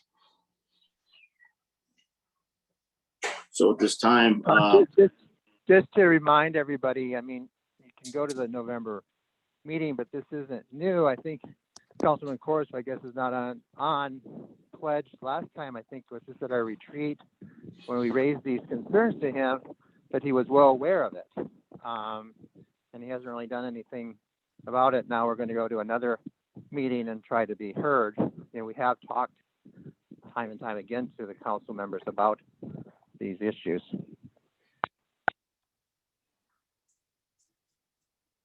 thank you. But once again, we're in government and we just got to keep the loudest voice gets heard. You know, we got to keep at it and not to be discouraged. You know, hopefully we can go to this meeting and get the whole council, not just one person, get the whole council in front of us and say, here's what's going on. Here's what we feel. So at this time, let's either move on with a vote so we can keep this meeting moving forward. Let's continue this meeting, or I can table this, but I'd rather, you know, for the spider issue, I'd rather take a vote as we got on right now.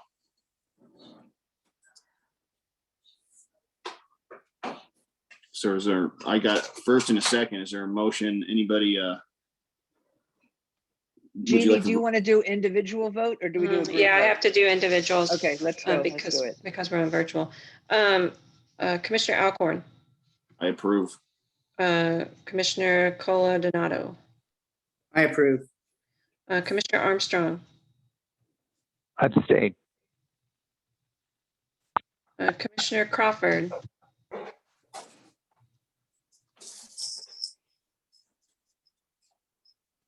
Commissioner Crawford, you're on mute. Yeah, I just want to say that last Friday on the 24th, we did our bike come ride with us bike club day, and we had a program where we tuned the youth bikes up, and Jerry came out and really helped with that. We were able to tune up about 20 to 25 new bikes and put new tubes and tires and do brake adjustments. So I just want to comment on that and say thank you to Jerry for really coming out and supporting that. Okay, do you vote yes or no or abstain on the spider relocation? On the spider, I vote, I would like to see the spider stay. So is that a no? I vote no. I'm sorry. I thought. Okay, I'm just not sure. Okay. I thought we were on public comment. Oh, no, Commissioner Diaz. I'm gonna abstain. It's Commissioner Finland, Yes, I approve. Commissioner Goodman, Approve. Commissioner Meyer, I'll approve. Commissioner Moralia, I approve. Commissioner Spellman. I approve. Thank you. 7 yes, 1 no, 2 abstain. The motion passed. All right. So moving on from there, everybody. Item 6 is review and discuss commission final list for Measure J, commission review. Motion to adopt a list of discussed projects to propose to Measure J for review in October. Did everybody get? Jeannie, yeah, I was gonna, you know what, Chair, I was gonna ask if Jeannie could just pull up a screen share for the list so it's in front of all of us. Did everybody get? So the- I have your minutes from one of your meetings. Is that right? The April? Is that Yeah, 24th. April? Is that what you want to see? Okay. I could certainly share that. One moment. Share. Now make sure this is the list. Survey results in order of importance. Is that the list? Yeah, and you know, everyone, I think because David and Alan were on the Measure J commission, so just really quickly, historically, when we were in our offsite, we came up with a list of priorities of importance, and that's the list we're looking at right now. And I think there was really strong agreement for this list. And then the items below number 13. So if you scroll, Jeannie, a bit, what we did was Measure J said, come to us with what they called a short list. I think, Johnny, you were a part of those discussions. Come to us with a short list, something that we can get done pretty quickly. And these items were on that short list. And it came out to be about 1.2 million or something very close to that.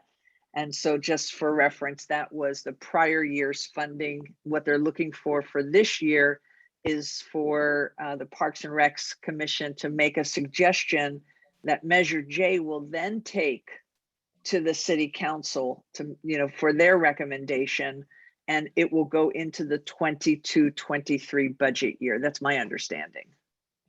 And then that is below number 4, which was a priority list that had come out of the that group meeting that we had, the retreat or the offsite we had on Zoom. And these were some of the topics. Some of them are not cost related, so it's not a Measure J cost, like the needs assessment of other parks. That would not be a Measure J cost.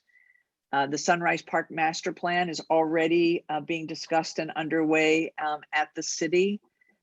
We do know the pickleball courts, which was a top priority, is on hold unless another space is found, because the library will be expanding between the library and the Boys and Girls Club.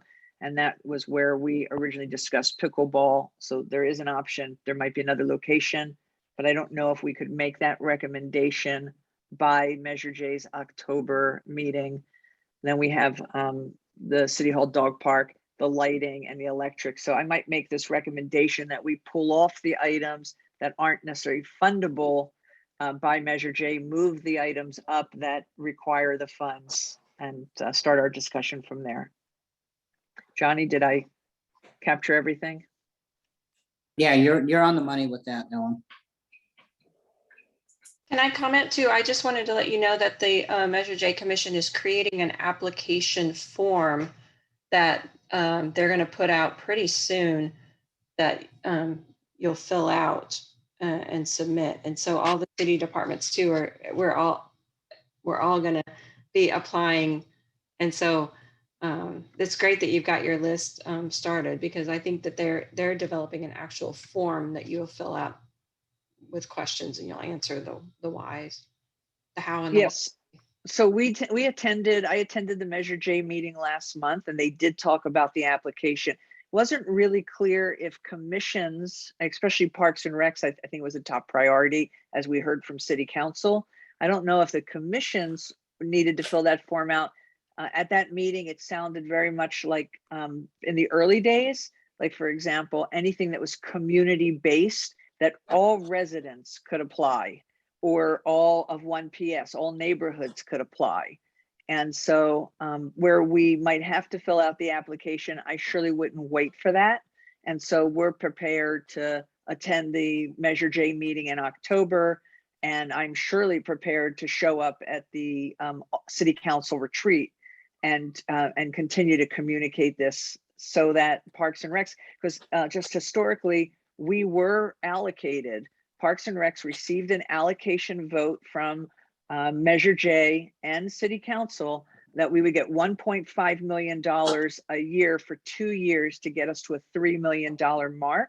And then someone added a caveat that the money could go to the downtown park, in which City Council used that money. So Parks and Recs, aside from our short list of the items that they funded, which Don has been working on, aside from that, Parks and Recs has not seen any money since Measure J was established. Wow. That's great. And I will say that Measure J has collected $22 million. So there is $22 million for the city to decide where that money will go. Wow. Thank you, Ellen. Anybody else have any questions or comments on that?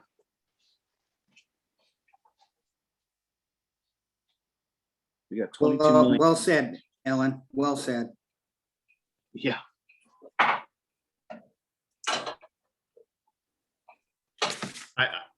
I do like the idea that Ellen's saying, like, let's take this list of these 11 items, remove the things that don't need money, and then decide if we still like the same list, because obviously our commissioners have changed somewhat since we voted on these. Is that like our kind of next direction? Yes, sir. That's what we're discussing right now. How does everybody feel on that? Because just like Ellen was saying, I'm looking at the list right now as well. And there's a couple we can take off here and bump everything up. I mean, essentially number 1 and number 2 on the list could be taken off because they're both being, the needs assessment. Say the needs assessment can be walked through and the Sunrise Park is already being worked on. So the resurface and redesign of City Hall Dog Park for long-term sustainability is being worked on as well. Actually, it's not, and there's no allocation of money. The only thing we've done, Jerry, is we've mobilized volunteers in the dog park to take surveys, because we won't make recommendations that are not recommendations from the users of the park. So what we've done so far is we've canvassed the users of the park. Some showed up today, many wrote in. And so we have that data, but otherwise there has been no agreement or allocation. What I'd like very much, I think you're absolutely right, the lighting, resurfacing. I'd like very much to have a direction that Don do a walkthrough with Stacy and 1 or 2 of our volunteers and look at the City Hall Dog Park from an engineering to see if we can come up with a price on what that will be, so that we know if we're in a ballpark where we can submit that to Measure J. And I'd also like him to walk with Stacy and another 1 or 2 from the community, the Demuth Park, for a ground coverage solution for that park to get the people off the softball fields. So I can speak to number 3, and I'd like to have that on the list and see what your thoughts are. I agree. I like that too. If we can get Don Stacy to do a walkthrough, that'd be great. Any other opinions from any of the other commissioners on here? I know this. I like what Ellen just said. So let's get this going. Don, what were you thinking? You had your hand up. I have a question with number 1.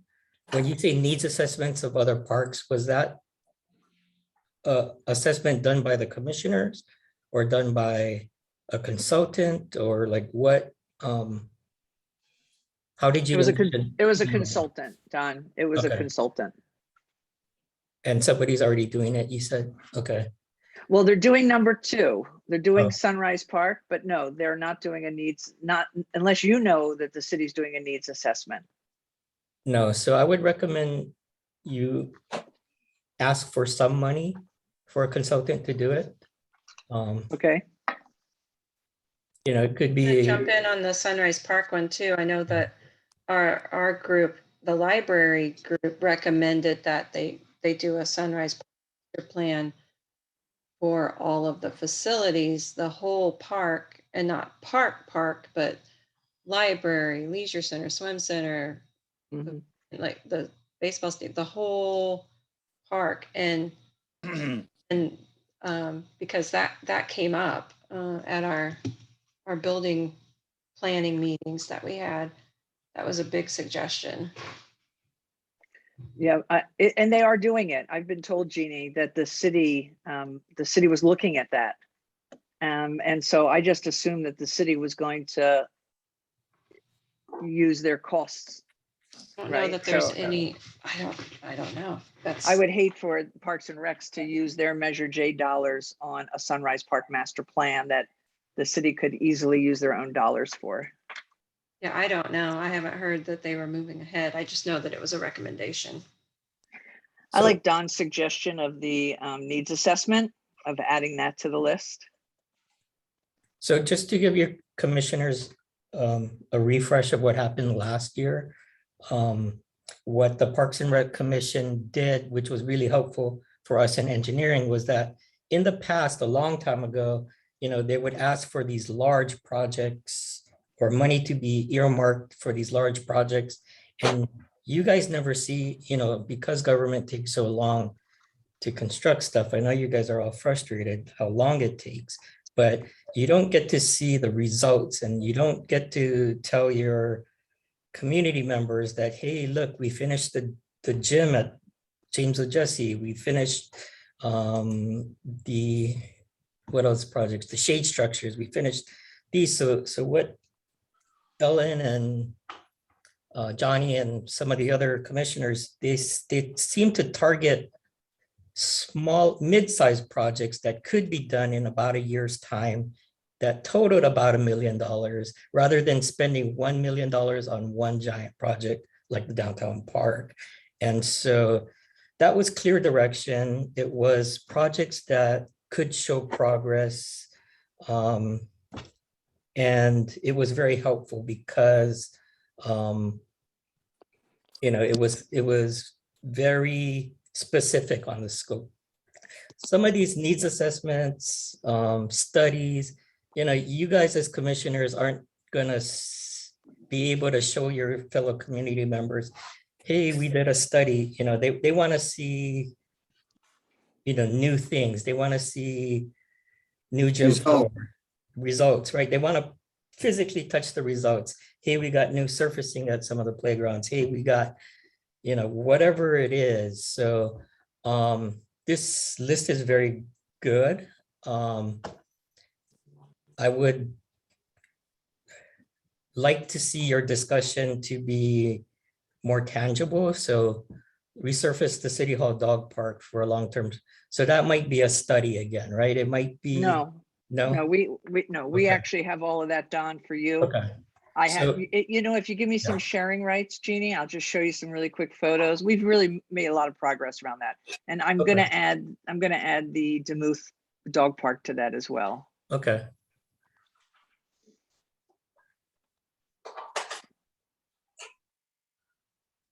Thank you. It should work. Let's just see. This is just one, here's some examples. You see some photos. Got it. So like, these are some examples of of multiple different ground covers. That's one example. This is an example. I should show you another one of some other ground covers. So we've actually made a lot of progress. You see the water feature here? Yeah. Right. And let's see what else we have. Oh, by the way, we have residents who are actually cleaning up the park and filling in holes, which is kind of crazy. And then this one here, do you see this one here, Don? Yep. Yeah. Different types of coverages. Yeah. Different heights, different materials. Okay. So that's a good one that we would need to figure out some kind of cost. Can we see the list again, or? Just a moment. And maybe we go back to the first list that we did in our retreat, which it might have more tangible. Yeah. And look, it's going to be a very competitive process. Everybody wants some of this money. Which list is the first one up at The the? first 13, Yeah. yeah. Yeah. Okay. Okay. So right here, this number 1 was really, really important to our group, and that was finish everything that was currently in the process of being worked on. Yeah. And this was pickleball, bathrooms, lighting, wind shades, and then Sander DG at the large dog park. Okay. And we did finish the pickleball at Demuth, so we did add another court, another 4 courts. Mhm. The lighting still needs, there's some issues with the lighting still, but it's pretty good there right now. What about all the restrooms? No, the restrooms are really bad. Yeah, so we have several in the pipeline. I would definitely Yeah. ask for the rest of the parks that are not in the pipeline, like I think I saw that further down. That's a definite win for everybody, I think. Yeah, number 5. Yeah, update bathrooms, yeah. Yeah, JOJ needs a bathroom. I can't believe we have a park that big, no bathroom. Yeah, that's Desert Highland Park is, That's in the pipeline, right? yeah, Mhm. that's, the contract is already lined up. He's just waiting for the city to execute the contract. They're eager to start. Add And shade to the parks. How long does that take, Don? Because I feel like we've heard that multiple times. I know, we should have been under construction by now. I know. I think Sunrise, we started in May, right? And then we just finished in September. So it's about 4 months of construction. I wish I knew the answer, but if it gets done does? tomorrow, Who I knows the answer? I have no idea. But if we can get the contract signed tomorrow, the contractor's eager to start. So Can I help someone sign a contract? I love it. I like your thinking, Jody. Number 6, add I shade guess to that's enough. parks. Are we talking more shade structures or are we talking More shade structures. more shade structures? Yeah, I think that got blurred. I think we were, more over the actual equipment. for We kids need going them to over use the playground equipment in all Right. the parks, all of them. That's correct. it. Exactly. Okay. Like, I think one of my thoughts, I think that's a good one. one of my Like- thoughts around the theme is Yeah. really shade and sustainability. Okay. And it's one thing that our parks lack is shade. Yeah. And the sustainability is so that every few years, we're not doing the same thing over and over again because it's not sustainable. Yeah. Okay, so Yes, shade, ma'am. okay. Soccer complex would be a lot of money. Mhm. That'd be a longer term project. Assign commissioner, increase viability, okay, social media, and a festival. Okay, so I'm seeing more bathrooms. I'm seeing, when you say maintain parks, are we talking out of just basic facility equipment? I mean, building facilities, or are we talking landscaping? Are we talking? It's basically everything because Everything. from the maintenance of the equipment at the wellness park that's broken to the facilities at every park. I mean, it's just maintenance in general. And that's a blurred line too, because we don't know if we go to a subcontractor that has the contract that's falling down on it, or is it part of the city staff that's short on staff? We're just here as, once again, the citizen is trying to get this figured out Mhm. and only knowing so much. Again, if we can target, it's helpful. Like you guys did a $10,000 for the entrance to the Pavilion Leisure Center. That was a smaller project, easy to do. Benches, that was a small project, easy to do. If we knew, okay, equipment at Wellness Park, easy project to do. If it's painting of facilities, easy project to do, right? If it's landscaping, it costs a little bit more, but if we knew where to target that landscaping, that would be helpful for the commission to let us know. If it's, I mean, I think the general facility and repairs will not come from your budget. It would come from the bigger pot. Those are bigger projects in the works. Hey, What Don, about, what- Go sorry, ahead. I had a suggestion. What about the swim center? I know the locker rooms are in terrible shape. And that's a whole issue of the way they're designed and where they are. And that would be a wonderful, something to, improve the swim center would be to improve the locker rooms. Yeah, because we're starting to use that now. We got the new time clock coming in. We're starting to have swim meets now again. We're gonna have a lot of people in and out of that facility as well. I can tell you the dog park, City Hall, and Don, we haven't worked on this, but we will. And the Demuth ground coverage, we're looking at $1 million for the two. Okay. And that's just ground coverage. And then it's really an overhaul. And I don't really want to put Band-Aids and do little things because those are kind of fun and sweet. Those little things you could probably find in your budget. But I think those restrooms, I think, okay, locker rooms, I think it's a big project, but I think locker rooms, restrooms, the overhaul of City Hall Dog Park and the Demuth Park, and I think shading, those are very significant. Mhm. And, Measure J and the city has been saying that Parks and Recs, really, they allocated 3 million. And I think we should use it. I don't think we should go in with 10,000, 15,000, Oh, no. 25,000. I think you throw at them 20 and then get, 12 to 15 of them. But from what I hear, it seems like you guys want to focus on larger projects than last time, which is great. It just takes longer to accomplish. But Yeah, I'm but- mindful of Dieter's hand. I wanted to share that those small projects, we were invited. This was a COVID issue. And so Parks and Recs was invited to submit a short list to Measure J because they had more money in Measure J than they anticipated because of COVID. And so that was an anomaly, Don. It's not really that was suggested to us. And Dieter, your hand is up. Yeah, I want to see us invest something in that Sunrise and San Rafael area. I know we were looking at the Whitewater Park. We didn't get the grant, and that just kind of fell away. We've got a lot of kids and families over there. I really would like to see us invest in that lower income pocket of color over there that always gets left out. They're always forgotten. So I'm going to keep saying that over and over and over. I agree with Dieter. There's that land there that they were going to do composting on. Instead of compost, let's put some playground, make it for the kids. Be perfect little playground for that whole neighborhood right there. And that's what I said when she came to present that. Yep.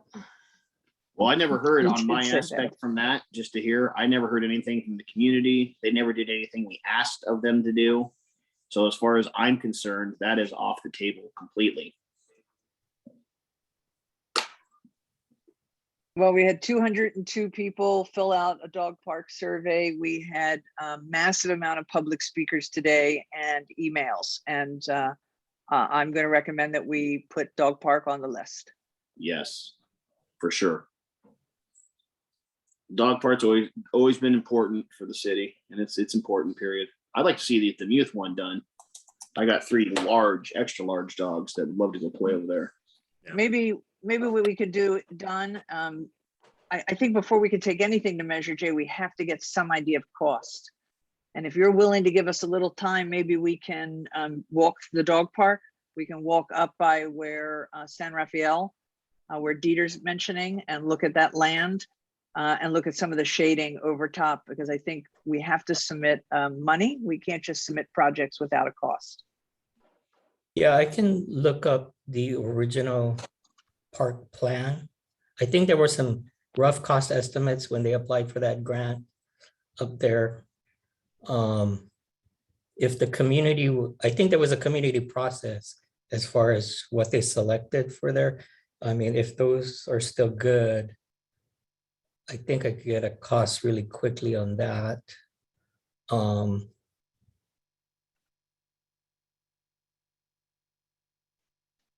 Yeah, so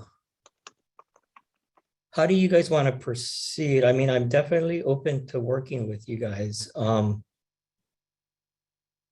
of hard to do it in front of a camera right now.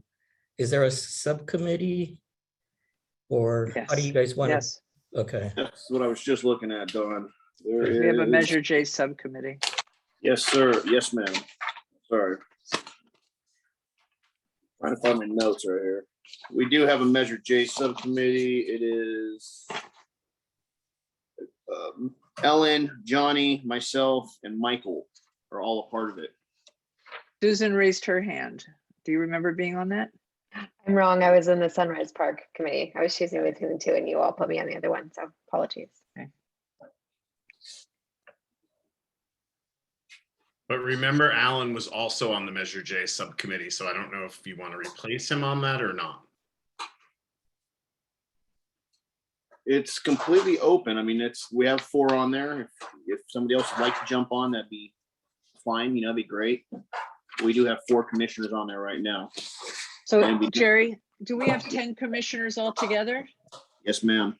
Because I don't think we can have 5 commissioners on it if we only have 10 commissioners. That would be a Brown Act issue. I believe you are correct. Yeah, we only got 10. So no, gotta have 4 or less. Currently, Measure J is filled. We have room in the restroom. The restroom commission is down to 2 people. Park naming is down to 2 people, and art in the park is down to 2 people.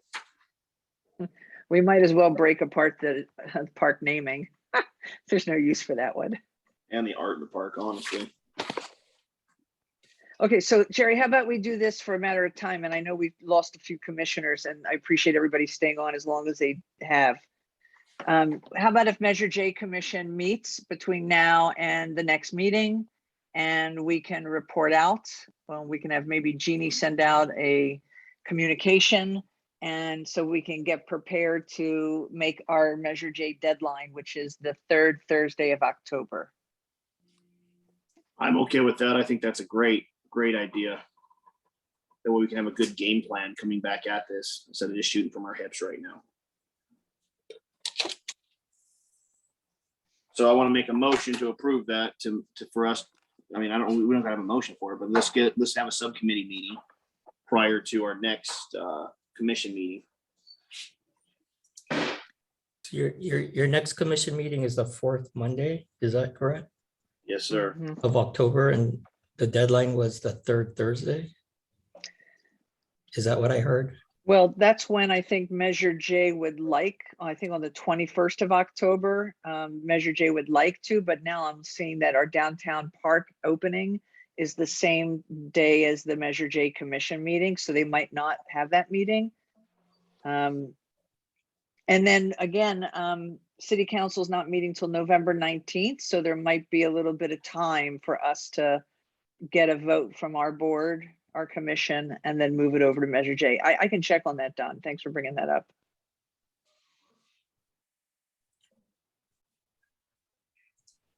So from here, we're going to get the subcommittee together and review the Measure J on the on the projects and moving forward with that. So I'm going to move on to the next subject because I think we've covered that quite well here, which would be sorry. Sorry, you had a motion, but you didn't have a second. So is that withdrawn or is that just a assignment? A motion for the subcommittee to get together? Yeah, did you? We shouldn't have to have a motion to have the subcommittee get together. No, just Okay. table the original motion that's on the agenda and we'll just meet. Yeah. Okay. Sorry about that. It's going on. I'm getting tired here. I apologize. Discussion of dog park grant updates. I have absolutely no update on that. I just got I know, yeah, this is a surprise to me. I mean, kind of a surprise. I was on the list that Cynthia gave me, but I don't know anything about it. So I apologize, but I will definitely look into it. Do you all know anything about it? No, that's why I asked. If you could just check in with the grant writer, that's where I heard it was living. If you Yeah, could check today in I with- learned her last name. I didn't even know her last name at this point. Yeah, just if you could check in with her, that'd be great. And then I'm like, you guys have a grant writer? I'm jealous. The city, not Parks and Recs. The city has a grant writer? Yeah, it's the city's writer. 9 years, I've never used a grant writer, but I might have to do So that. yeah, if we can find out who the from the grant writer, if we can get an update from her or him, whoever it is. It's we come back- Martha. I'll reach out and find out. Thank you. We can find out for that. Next one would be a verbal report on any subcommittees, any ad hoc committees. Do we have anything going on? We had the whole month off, so a couple months here. I didn't think there was. Well, Jerry, I think we've kind of really exhausted the dog park, but our ad hoc are junk. We've spent the whole month of August working on it. Yeah, you guys have done honestly, you guys have done a great job. I mean, the surveys, everybody's been putting it out there. You guys really did a lot of work. Really good job, everybody on that. That it's near and dear to a lot of people's hearts. So you can see it's worth it. At this time, let's go to reports and requests, commissioner comments, so we can get this meeting wrapping up. Any commissioner comments? I'll start with Susan. You raised your hand first. Yes, ma'am. I just have a quick question, just because I'm newer. It seems like something that's happened a few times today is that we've wanted to express to the city council or to another commissioner our dissatisfaction, or even like propose some sort of admonishment for not following specific protocol. Is there like a traditional way to get that message across? Is there some sort of like declaration that's usually done, or is there some part of the it's not a handbook, but some part of the protocol that would authorize us doing that, so that we could send something like pursuant to rule 1.2, this is an admonishment for not following the rules, basically, just so that there's some sort of receipt or documentation that we're at least trying to push it back towards following the framework that's outlined. Good, very good question. I am unaware of that. I've only taken this Okay. commission over. This is my second meeting leading it, and this is how I've seen it handled as well for the last couple of years. So hopefully we can get something initiated or do something. Does anybody have any on that? Because I've never heard of anything. There for sure has to be policy on that. And Susan, there is supposed to be a city council person that is dedicated to each of these commissions. And so when they're not present throughout the whole meeting, then that information should be sent to them, and we should request a response. So great question. We've done at the library, we've done memos before. So if there's something that you wanted put into a memo, we can send a memo. Isn't Susan an attorney? Hi. So wouldn't she be willing to put together a memo for us? I mean, I could do that. I'd be happy to do whatever you guys wanted me to be honest. I was just also kind of wondering if, even as a starting point, there was some document that the newer commissioners could read that talks about where the protocols are, to where something first comes to the Parks and Rec Commission, and then it goes to the Art Commission for something like the Big Baby. Just so that, I or the newer people had an idea of, hey, this is the protocol and this is how it hasn't been followed with the Desert AIDS Project art piece, and then this art piece as well. And then if you guys wanted me to do something, I'd be happy to, propose some ideas. It sounds like you were voluntold right there. That's fine by me. I feel like the new city manager is really looking at the commissions and trying to find out, like, just like you're asking, like, how does what and how, right? So I think that is something that's on his radar right now, to try to develop a protocol or try to figure out how this all works. And just so from my understanding, you all just know because you've done it out of experience. Is that how you know, or have you been referring to some sort of document that sort of tells you? Okay, wow. Okay, I'm glad to have your wisdom, and I'm sorry for my ignorance, but that's good to know. No, see, just like you said, wow, there's no documentation. We're just vibing as we go along. Yeah. Okay. Well, I know, I don't know about your commission, but I I know what I know. The library board of trustees, they do have resolutions supporting what they're tasked to do. And so they, because they're a governing body that's determined by the California Education Code. So it's mandatory that a public library have a governing board of 5 members. And so they have some rules to abide by.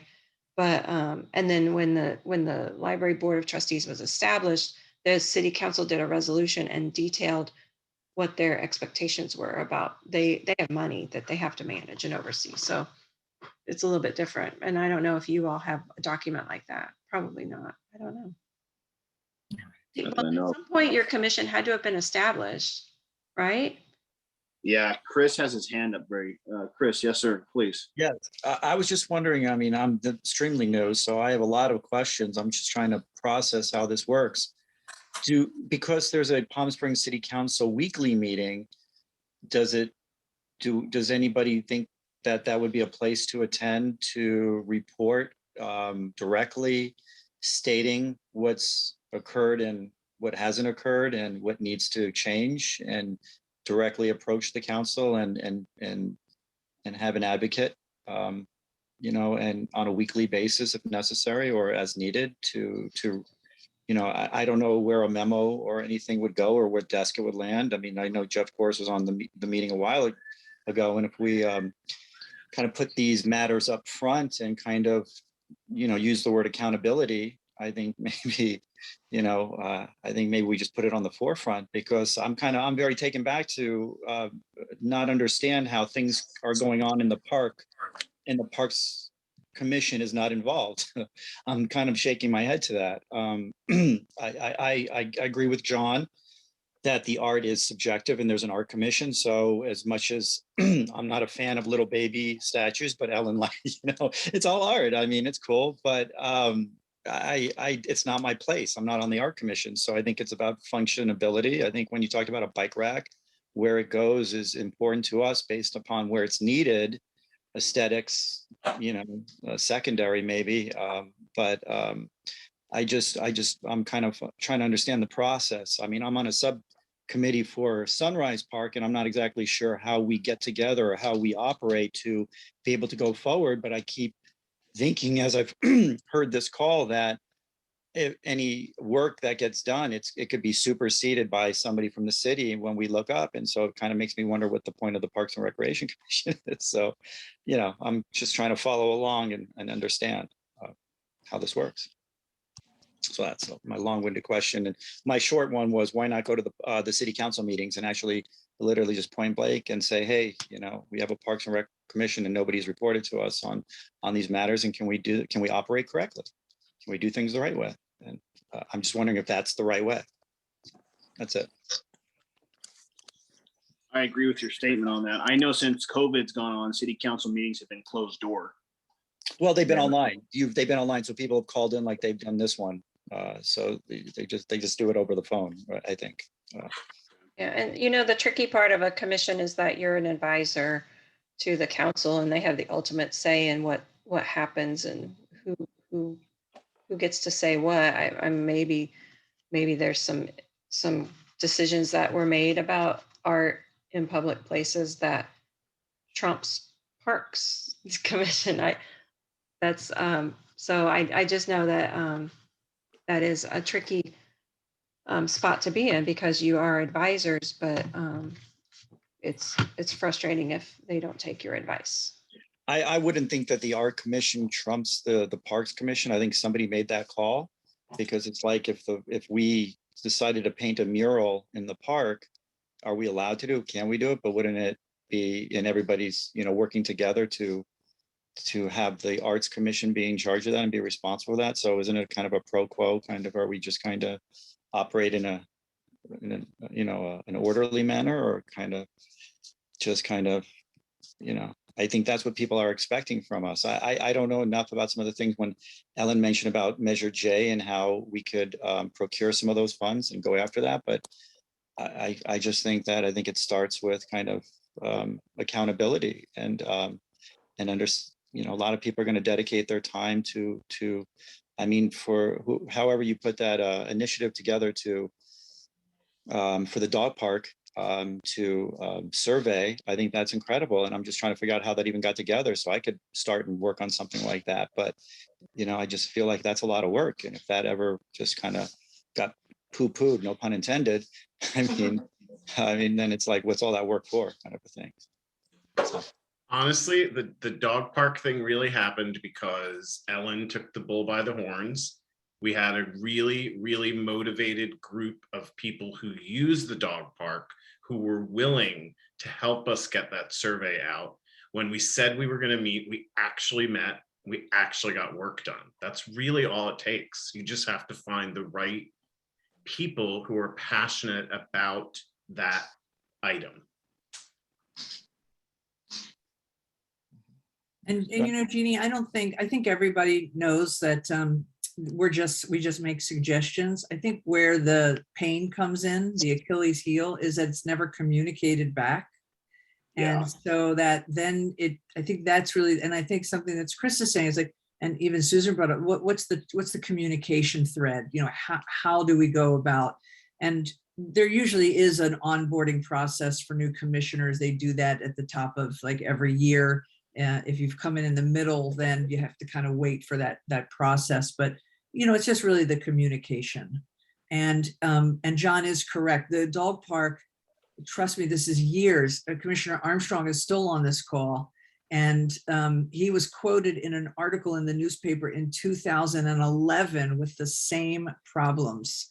And so it's not been an easy passage. But like John said, that it got to the point where community members, and that's where really the value is. It's not necessarily the value with us. Our value is organizing and trying to support, but it's really getting the people to speak. And that's where the difference will be made. So what I'm going to do then before our next meeting, I will go through and try to see if there's anything putting in writing. If we have guidelines, like here's what this commission is to do. Here's who we need to report to, you know, because like you said, we have one city council member and he's on for a few minutes and he hops off. We have nobody to talk to, nobody to communicate to. We say everything we want to say, then it just next meeting, it's completely opposite of everything we've recommended so far. And that's been the last couple of years I've seen this. We say ABC and they do XYZ, and that's how it just goes. And we just got to live with it. So let me see what we can find out, see if there is something in writing, because there has to be some, they just don't, you know, start these commissions and say, okay, citizens, you run with it. There has to be some kind of guidelines written somewhere for the city for what we can do to report to. Yes, ma'am. I think you're oh, I didn't mean to stop you. I just was thinking maybe a good place to start looking would be on the general plan, maybe, or in the municipal guides, just on the City of Palm Springs websites. Just because I'm sure that I know that when I was on like the interview for the panel, they were talking about the general plan as sort of a place for subcommittees. So maybe there's something in there. And I'll check with the city clerk to see if there are resolutions that support the Parks and Rec Commission's establishment. I'll see what I can find out too. Thank you. Chris, is your hand up again? You're muted, by the way, too. Sorry, I guess I just got to hit something to undo it or something. A lower hand. There's actually a lower hand button. Sorry. No problem. All right, so we're going to work on that. Good Lord. Let me see where we're at. Any other comments? Any other commissioner comments, concerns? I just want to see how I could get together with like the Sunrise Committee, if that's, by the way, is your first name actually Alcorn? That's your first name? Is it Alcorn? I'm sorry. No, my first name's Jerry, by the way. Alcorn Adaptive is my company. I do adaptive. That's what I thought. I'm sorry. I'm always on Zoom and I just don't ever change my name. I apologize.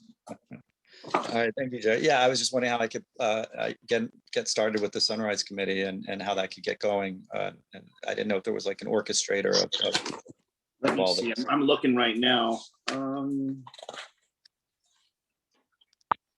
the Sunrise is Jody, myself, Ellen, and Susan, and yourself too, Chris. That's 5 people. So 1, 2, 3. So one person has to. We have 10 commissioners. So currently somebody has to step off that one. So we have proper adherence to the I'll- brown. I could step off so that he can be on. Okay. Yeah, I was gonna step off, Jody. Thank you. That's okay. So who's stepping off, Jody or Ellen? Jody beat me to it. Yes, ma'am.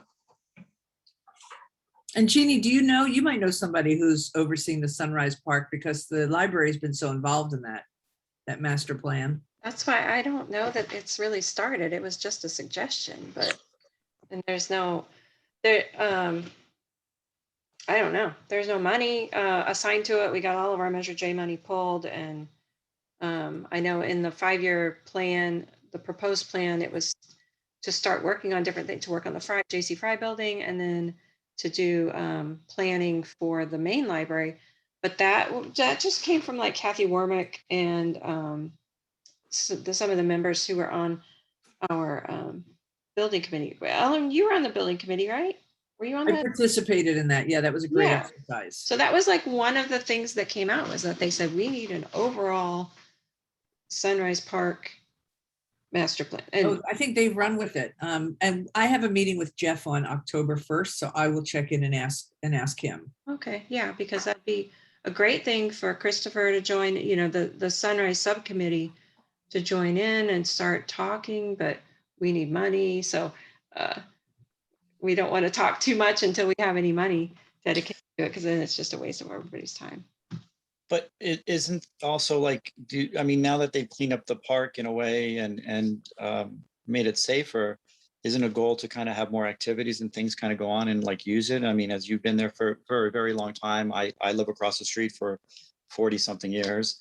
I mentioned on that last call that, you know, when I see something like the opera in the park, which is done by, you know, donors and all, I think it's one of the best events we have in town. And I kind of think that the park is just greatly underused. I know we don't have any tennis courts there or anything like that, but I think that's a good thing because I think it gives it a different opportunity and a dynamic. And you know, I would wonder, you know, with the library and all that, if there was like activities and things like that could, you know, be held out there and start like utilizing the park, like, you know, like long ago.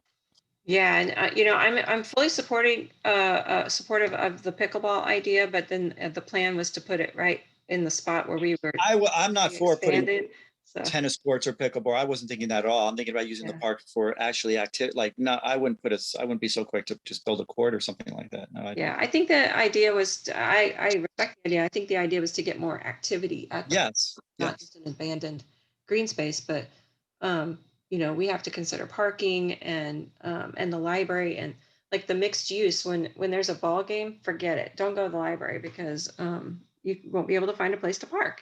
And it's frustrating for us. And even when we're there at the library, just doing our own programs, there's no place to park. So we're having parking issues. And then, you know, so there's a whole, the complex, the Sunrise Plaza. It needs to be, instead of calling it the Sunrise Park Master Plan, maybe they should call it the Sunrise Plaza Master Plan, because I think that's the name of the whole complex.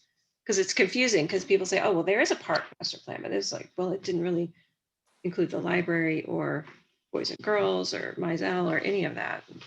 I don't know, just an idea. But yeah, we should talk. And I think the history of the master plan was that, you know, there was that whole steering committee to choose where the library was going to be. And then they decided that the library should be at Sunrise Park. But the question was, do we build a brand new building at Sunrise Park, or do we renovate the existing building? Or do we expand the existing building? If we built a new building at the park, what would you use the old library for?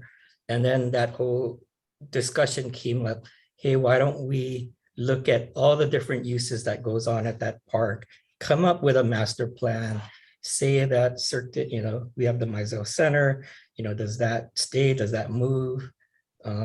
We have the different buildings and activities at the park, and let's think of it in a thoughtful way and do it in an organized master plan. And then COVID hit and it kind of put the brakes on everything. That's right. But I'm sure, knowing this council, they're going to have another community process when they do that master plan. So it wouldn't be done in a vacuum, but those are big questions. Do you build a new library building? Do you retrofit the existing one? Parking has been a problem probably forever, right? It's 1975. Yeah.